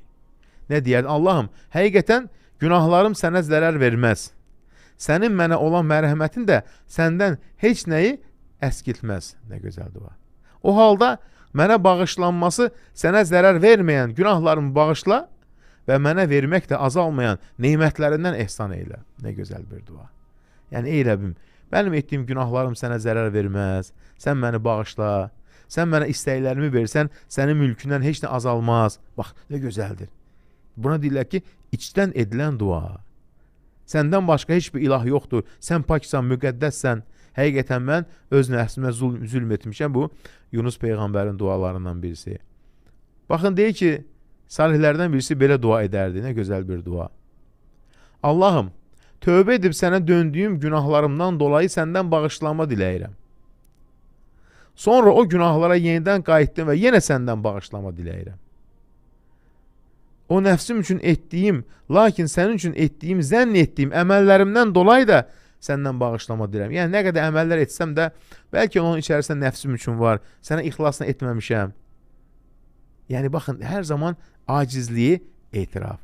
Və sonra nə deyir? Allahım, bütün əməllərimi salih və xalis eylə, ixlaslı eylə. Yəni, əməllərim insanları göstərmək üçün olmasın. Onları sənin üçün etdim və heç kim üçün olmasın. Baxın, nə deyə? Allahım, mənə sənin yaratdıqların içində ən yüksək mövqeni nəsib eylə. Yəni, ucalt dərgahında. Nə gözəl bir dua. Yəni, ey Rəbbim, mənim məqamımı sənin qatına yüksək elə, mənə böyük dərəcə ver. Öz nəfsimdə isə məqamımı kiçik eylə. Yəni, öz nəfsimi bəyənənlərdən olmayım. Yəni, təkəbbürə düşməyim. Yəni, təvazükar olmağıma yardım eylə. Baxın, insan hər zaman belə gözəl dualardan nədir? İstifadə etməlidir. Həm o duaların qəbul olması üçün yaxşıdır, həm insan acizliyini etiraf edir. Əgər dua edərkən yalnız qəlbini bağlansan, duaların qəbul olur. Nə deməkdir o? Xilas ancaq ümidlərin tükəndiyi zaman gəlir. Nə deməkdir o? Qəlbindən hər bir şeyi çıxardırsan. Yəni, kimsə mənə yardım edəcək, yox. Allahdan başqa heç kimsə mənə bu anda, bu sıxıntımda yardım edə bilməz. Ona görə də belə dua edən insanın duası qəbuldur. Buna deyirlər ki, çarəsiz qalan insanın duası. Nə deməkdir çarəsiz qalan? Yəni, deyir ki, ey Rəbbim, səndən başqa heç kimsə məni bu durumdan, bu sıxıntıdan xilas edə bilməz. Və belə dua edir. Buna deyirlər ki, çarəsizin duası. Bütün dualarımız əslində biz çalışmalıyıq belə olsun. Belə olsa dualar qəbul olunacaq. Yəni, öz dilimizdə, öz ana dilimizdə, öz başa düşdüyümüz formada. Rəbbimiz bütün dualarımızı qəbul eləsin. İnşallah o sıxıntı duasına xüsusilə toxunacam. Onu izah edib, çox ən əzəmətli dualardan birisidir. Peyğəmbərimiz sallallahu aleyhi və səlləmin. Hocam, təxmini bir dəqiqəmiz var. Suala keçirəm mi? Bəli. Allah sizdən razı olsun, yazır bir dinləyicimiz. Maraqlı bir sualdır. Deyir ki, hocam, mən bilmək istəyərdim ki, bir iş görəndə zikir eləmək olarmı? Nəyəsə, məsəl üçün, baxa-baxa, hansısa bir filmə, maşın sürə-sürə, bütün bunlara zikri əlavə etmək olarmı? Bəli. İstədiyin zaman. Yəni, hətta yol gedirsən, başın işə qarşısa belə zikirləri hər zaman edə bilərsən. Yəni, zikri dilindən düşürmə. Yol gedirsən, sükan arxasındasan, evində, xanım misal üçün evində yeməyi bişirir. Dilini alışdırır, subhanallah kəlməsi, əstağfurullah kəlməsi. Yəni, bütün zikirlər. Görəcəksən ki, bütün işlər sənə Allahın izni ilə rahatlaşır. Hocam, daha az qaldı. Susuzluq getdi, damarlar ıslandı. Allahın izni ilə savablar yazıldı. Və hər zaman olduğu kimi bu ildə azanımızı böyük sənətkarımız Alim Qasımovun səsindən dinləyirik. Allah qəbul eləsin. Amin. Allahu Ekber, Allahu Ekber. Allahu Ekber, Allahu Ekber. Eşhedü en la ilahe illallah. Eşhedü en la ilahe illallah.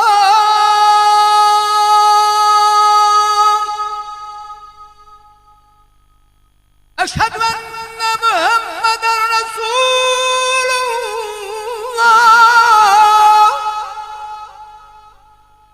Eşhedü enne Muhammeden Resulullah.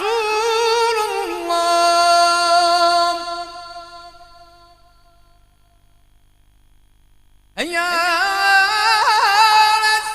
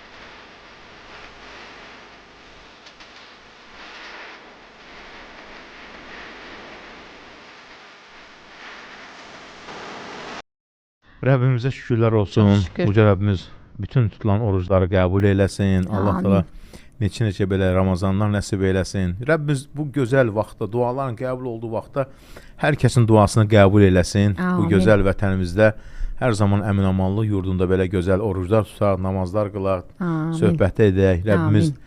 kimin nə istəyirsə varsa istəyini arzusuna çatdırsın. Amin. Amin. Salam Yaşar hocam, necəsiniz? Danimarka, Kopenhagendən salamlar. Allah sizdən razı olsun. Sayənizdə 4-cü orucumu tuturam. 4-cü ildə artıq. Bəli. Namaz qılmağı öyrənmişəm və qılıram da və bu möhtəşəm radio proqramının eyni anda sizin də köməkliyiniz ilə hər il İslam'a daha da yaxınlaşıram. Xüsusən qürbətdə daha da çətin şərtlərə rəğmən orucumu, ibadətimi əlimdən gəldiyi qədər layiqincə edirəm. Şükürlər olsun Allaha. Son olaraq da bunu da qeyd etmək istərdim ki, sizi artıq bütün Danimarkada yaşayan Azərbaycanlılar da tanıyır və dinləyirlər. Hətta Danimarkanın Kopenhagen şəhərində sizin dualarınız artıq 4-cü ildir ki, ictimaiyyətdə səslənir, parklarda və s. Dualarınız Kopenhagendə yaşayan müsəlmanlar tərəfindən də eşidilir. Hətta təsadüfən qarşımızdan keçən müsəlmanlar da amin deyirlər. Maşallah. Qardaş bacılarımız parklardan keçən, bəli. Oturub maşallah. Parkda dinləyirlər və dinlədikcə də keçən müsəlman bacı və qardaşlar da amin deyirlər. Yeri gəlmişkən son görüşümüzdə mənə hədiyyə etdiyiniz kitabı bitirdim. Hal-hazırda qardaşım oxuyur. İnşallah Bakıya gələndə görüşmək ümidi ilə Danimarka Azərbaycan Gənclər Cəmiyyətinin sədri Kərim Elxan. Maşallah, Allah qorusun qardaşımızı. Görüşmüşdüm ondan, bəli. Yazı hal-hazırda Kopenhagen Dövlət Universitetindən qulaqçıla sizi dinləyirəm deyir. Universitetdədir. Allah razı olsun. Allah qəbul eləsin sizin də ibadətlərinizi, oruçlarınızı. Hocam, suallar var. Suallara amma suallara keçək. Sonda duayı da vaxt ayıraq. Bir 3 dəqiqə də olsa duamız da var. Tamam, o zaman 3 dəqiqə, sonda 3 dəqiqə saxlayacağım. Tez oxuyun bu sualı. Deməli, yoldaşı vacibləri güclə qılır, biraz da məsuliyyətsizdir. Necə etsin ki, məcbur etsin yoldaşını? Yoldaşı kişidir, yəni yazan xanımdır. Yəni məcbur deyəndə çalışsın, o da yavaş-yavaş öyrənsin. Məcbur deyəndə ki, başa salın, izah eləyin. Və əsas vacibləri yerinə yetirirsə Allah həmd olsun. Yəni müstəhəbləri də qılar. Azan səsi gələndə nəsə içimdə narahatçılıq hiss edirəm, tez çevirirəm. Niyə belədir? Cadu əməl ola bilərmi? Yox, inşallah cadu zad yoxdur. Dinləyin sona qədər və çoxlu dua eləyin. Narahat olmayın. Allah sizdən razı olsun. Bir canlını diri-diri qaynar suya atmağın günah olub olmadığını bilmək istəyirəm. Yəni əlbəttə bir şey elə öldürmək olmaz, doğru deyil. Amma o dediyi sual nəsə dəniz məhsullarıdır, onu bilmirəm mən, o necə bişirilir, necə edilir. Onu o sahənin mütəxəssislərindən soruşuram. Müasir dövrdə insanlar İslama olan maraqlarını niyə itirirlər? Bunun səbəbi cahillikdir, yoxsa dinin düzgün təbliğ olunmamasıdır və insanlara namaz başlayıb sonra davam edə bilmirlər. Bunun səbəbi nədir və bu çətinlikləri aşmaq üçün nə edə bilərik? Namaza başlayıb davam edə bilmirlər. Birinci, İslam dini geniş yayılır dünyada. Bu dəqiqə İslamı çox qəbul edənlər həddindən artıq çoxdur. Və 2027-ci raporlar, 30-cu raporlar müsəlmanların sayı dəhşət dərəcə artdığını göstərir. Bu barədə Qərb universitetlərində araşdırmalar aparırlar ki, həqiqətən də sürətlə artır və qeyri-müsəlmanların daha çox İslama gəlməsi müşahidə edilir. Mən deməzdim ki, İslam dini xeyr, yəni zəifli, İslam dini güclənir. Sadəcə ola bilsin ki, müəyyən vaxtlarda insanlar daha çox dünyaya bağlı olurlar və yaxud da ki, ola bilsin ki, dinin düzgün təbliğ olunmamasında biraz da insanlar arasında soyuqluq yaradır. Özünüz bilirsiniz də bir çox ölkələrdə baş verən o hadisələr ölkələri darmadağın elədilər. Bu Ərəb Baharı adı altında müsəlmanlar qırıldı, insanlar, ölkələr dağıdıldı. Əlbəttə ki, bunlar hamısı İslam müsəlmanlara heç bir yaxşılıq gətirmədi. Çünki müsəlmanların əlləri ilə öz ölkələrini dağıtdılar və bunu da kənardan izlədilər və əlbəttə buna İslama başqa cür baxdılar. Hansı ki, onların heç birisinin İslamla əlaqəsi yox idi. Onlar hamısı fitnələr idi. Həmişə ağıllı, dərrəkəli müsəlmanlar belə fitnələrdən uzaq olublar. Allah həmd olsun. Və biz çox ölkələrdə olan müsəlmanlardan daha bizim xalqımız ayıq-sayıqdır. Yəni elə onlar kimi heç zaman düşünmürlər. Görürsən ki, həqiqətən də bu da xalqların daha çox biliyindən irəli gəlir. Əlhəmdülillah biz o Savadla. savadına irəli gəlirik, oxumağına irəli gəlirik. Allah həmd olsun. Yəni bunun səbəbləri müxtəlifdir.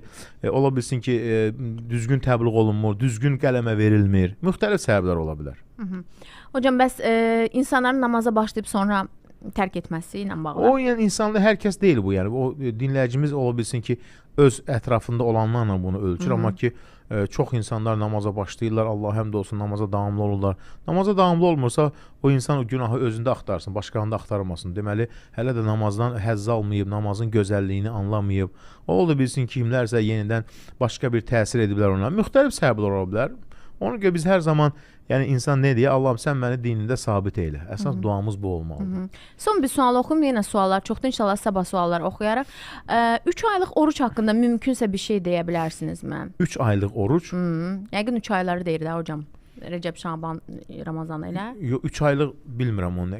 Peyğəmbərimiz sallallahu əleyhi və səlləm Şaban ayında oruç tutub. Rəcəb ayında xüsusi bir oruç tutmayıb Peyğəmbərimiz sallallahu əleyhi və səlləm. Sadəcə Rəcəb ayı haram aylardan birisidir. Peyğəmbərimiz Ramazan Şaban ayının çoxunu orucla keçirərdi, amma birləşdirməzdi. Yəni çoxunu keçirsən, Ramazana birləşdirmirsən. Çünki Şaban ayı da dəyərli aylardan birisidir. Şaban ayında ilin əməlləri Allaha qaldırılır. Şaban ayı nəyə görə oruç tuturlar? Ramazana hazırlıq.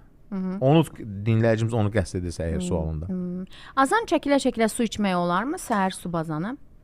Əgər deyək ki, oturmusan önündə əlində bir fincan çayın var, önündə yeməyin var, əzan sonuna qədər onu davam edə bilərsən. Amma bir insan gec durmusan, mən qaça-qaça gedim su içim, yox. Hocam bir dənə buna da cavab verək. Səsinizi indi yazacaqlar. 11:31 oxuyuram. Qardaşın adı, qardaşım daha doğrusu adını yazmır. Oruç tutmur. Deyir ki, nə mənası var? Yenə Ramazandan sonra onsuz günah işlətməyə davam eləyəcəyik də. Adı da Emindir. Yaşar müəllim deyir ona bir dənə söz desin, xahiş edirəm deyir. Bu səsi də ona atım. Birinci Ramazan sonra davam edəcək. Bu şeytanın vəsvəsəsidir. Onsuz da belə olacaq, onsuz da belə olacaq. Bunlar hamısı şeytanın vəsvəsəsidir ki, səni ibadətdən uzaqlaşdırır. Hardan bilirsən sabah nə olacaq? Sabahı biz bilmirik, hələ həyatda olacaq, olmayacaq. Ona görə insan bugün əməlini etsin, gələcəyi hələ düşünməsin. Emin oruç tut. Hocam. Onun da bu Eminə də belə bir cavabımız olsun. Hocam dua edək. Bəli, bəli. Allahım sən bizim Rəbbimizsən. Biz də sənin aciz, sənə möhtac qulunuq. Bizi sən yaratdın. Səndən başqa Rəbbimiz yox, gedəsi qapımız yox. Lütfünə, ucalığına sığınaraq səndən diləyirik. Ey uca ərşin sahibi olan Rəbbimiz, qapına gəlmişik. Acizliyimizi, günahlarımızı etiraf edirik. Sənin mərhəmətinə, lütfünə, əffinə sığınırıq. Ya Rahim, ya Qaffar, ya Afu. Bizləri əff eylə. Allahım səndən diləyirik. Şəhadət edirik sən Allahsan, səndən başqa ibadətlə haqq məbud yoxdur. Sən təksən, heç kəsə möhtac qalmayan, doğmayıb, doğulmayan və tayı bənzəri olmayansan. Allahım sənə yalvarır, həm sənədir. Səndən başqa ibadətlə haqq məbud yoxdur. Təksən, heç bir şərikin yoxdur. Ya məndən, ey göyləri, yerləri yaradan, ya zəlcələli vəl-ikram, ya hayy, ya qayyum. Oruç tutanların orucunu qəbul eylə, sıxıntısı olanların sıxıntısını aradan qaldır. Ey Rəbbimiz, bu gözəl Ramazan gecəsində bütün etdiyimiz dualarımızı qəbul eylə. Ey Rəbbimiz, sənin sonsuz salamın, xeyirdan olsun Peyğəmbərimizə, onun əhli beytinə. Ey Rəbbimiz, sıxıntılarımızı, problemlərimizi aradan qaldır. Kimin nə istəyi arzusu varsa, istəyini arzusuna çatdır. Allahım, sənin sevginə möhtacıq, ya Vadud, bizləri sevdiyin, dəyər verdiyin qullarından eylə, bizi haqq yolundan ayırma, bizləri yalan danışan, qeybət edən, paxıllıq edən, sıxıntıya düşükdə, falçılara üst tutan, sənə asi olan kəslərdən eyləmə, ey Rəbbimiz, ey hər şeyə gücü yetən, ya hayy, ya qayyum. Dünyadan köçərkən şəhadət kəlməsini deməyə bizlərə nəsib eylə. Ey Rəbbimiz, dünyasını dəyişən valideynlərimizin məkanını cənnət eylə. Həyatda olan valideynlərimizin ömrünü uzun, xeyirli, bərəkətli eylə. Sıxıntılarımızı aradan qaldır. İşlərimizə rahatlıq ver. Bizləri müsibətlərdən qoru. Ey Rəbbimiz, sən lütf etməsən bizə kim lütf edəcək? Ya Azim, ibadətlərimiz, həyatımız, ömrümüz səndən ötürüdür. Hər iki dünyanı xeyirli eylə. Ey Rəbbimiz, səndən çox razıyıq. Şükürlərimiz, həmidlərimiz sənədir. Ey Rəbbimiz, ruzumuzu bol bərəkətli elə, sıxıntısı olanlara rahatlıq və işlərinə fərəclər ver. Ey əvəzsiz nemətlər bəxş edən Rəbbimiz, ey Rəbbimiz, bu gözəl əmin-amanlıq yurdu olan vətənimizdə oruclar tutur, dualar edirik. Ey Rəbbimiz, sən bizim bu gözəl vətənimizi qoru. Üçrəngli bayrağımız həmişə yüksəklərə dalğalansın. Allahım, sən bizim bu gözəl vətənimizi məkir düşmən hilələrindən qoru. Öz əzəmətli gücünü, qüdrətini düşmənlərimiz, havadarları üzərində göstər. Ey Rəbbimiz, bu əmin-amanlıq yurdu olan ölkəmizi qoru. Sabitliyimiz, mütləqliyimiz daimi olsun. Üçrəngli bayrağımız həmişə yüksəklərə dalğalansın. Sən bizim dövlətçiliyimizi qoru. Ey Rəbbimiz, əskərlərimizi qoru. Onlara güc, qüvvət ver. Sağ-salamat ailələrini qovuşdur. Şəhidlərimizə qəni-qəni rəhmət eylə. Ölkə rəhbərimizi qoru. İşlərinə müvəffəq eylə. Uzun ömürlər bəxş eylə. Ey Rəbbimiz, işlərimizi asanlaşdır. Sıxıntılarımızı yox eylə. Valideynlərimizi bağışla. Ey Rəbbimiz, bu gözəl vətənimiz üçün öz əməyini sərf etmiş ulu öndərimiz Heydər Əliyevə qəni-qəni rəhmət eylə. Ey Rəbbimiz, qəbrini nurlu eylə, ruhunu şad eylə. Ey Rəbbimiz, bizləri dünya və axirət sıxıntısından xilas eylə. Həmişə ruzumuzu bol eylə. Ey Rəbbimiz, həyatımızı xoşbəxt eylə, övladlarımızı da xoşbəxt eylə. Ey Rəbbimiz, bu gözəl gecədə kimin nə istəyi arzusu varsa, istəyini arzusuna çatdır. Amin, amin, amin.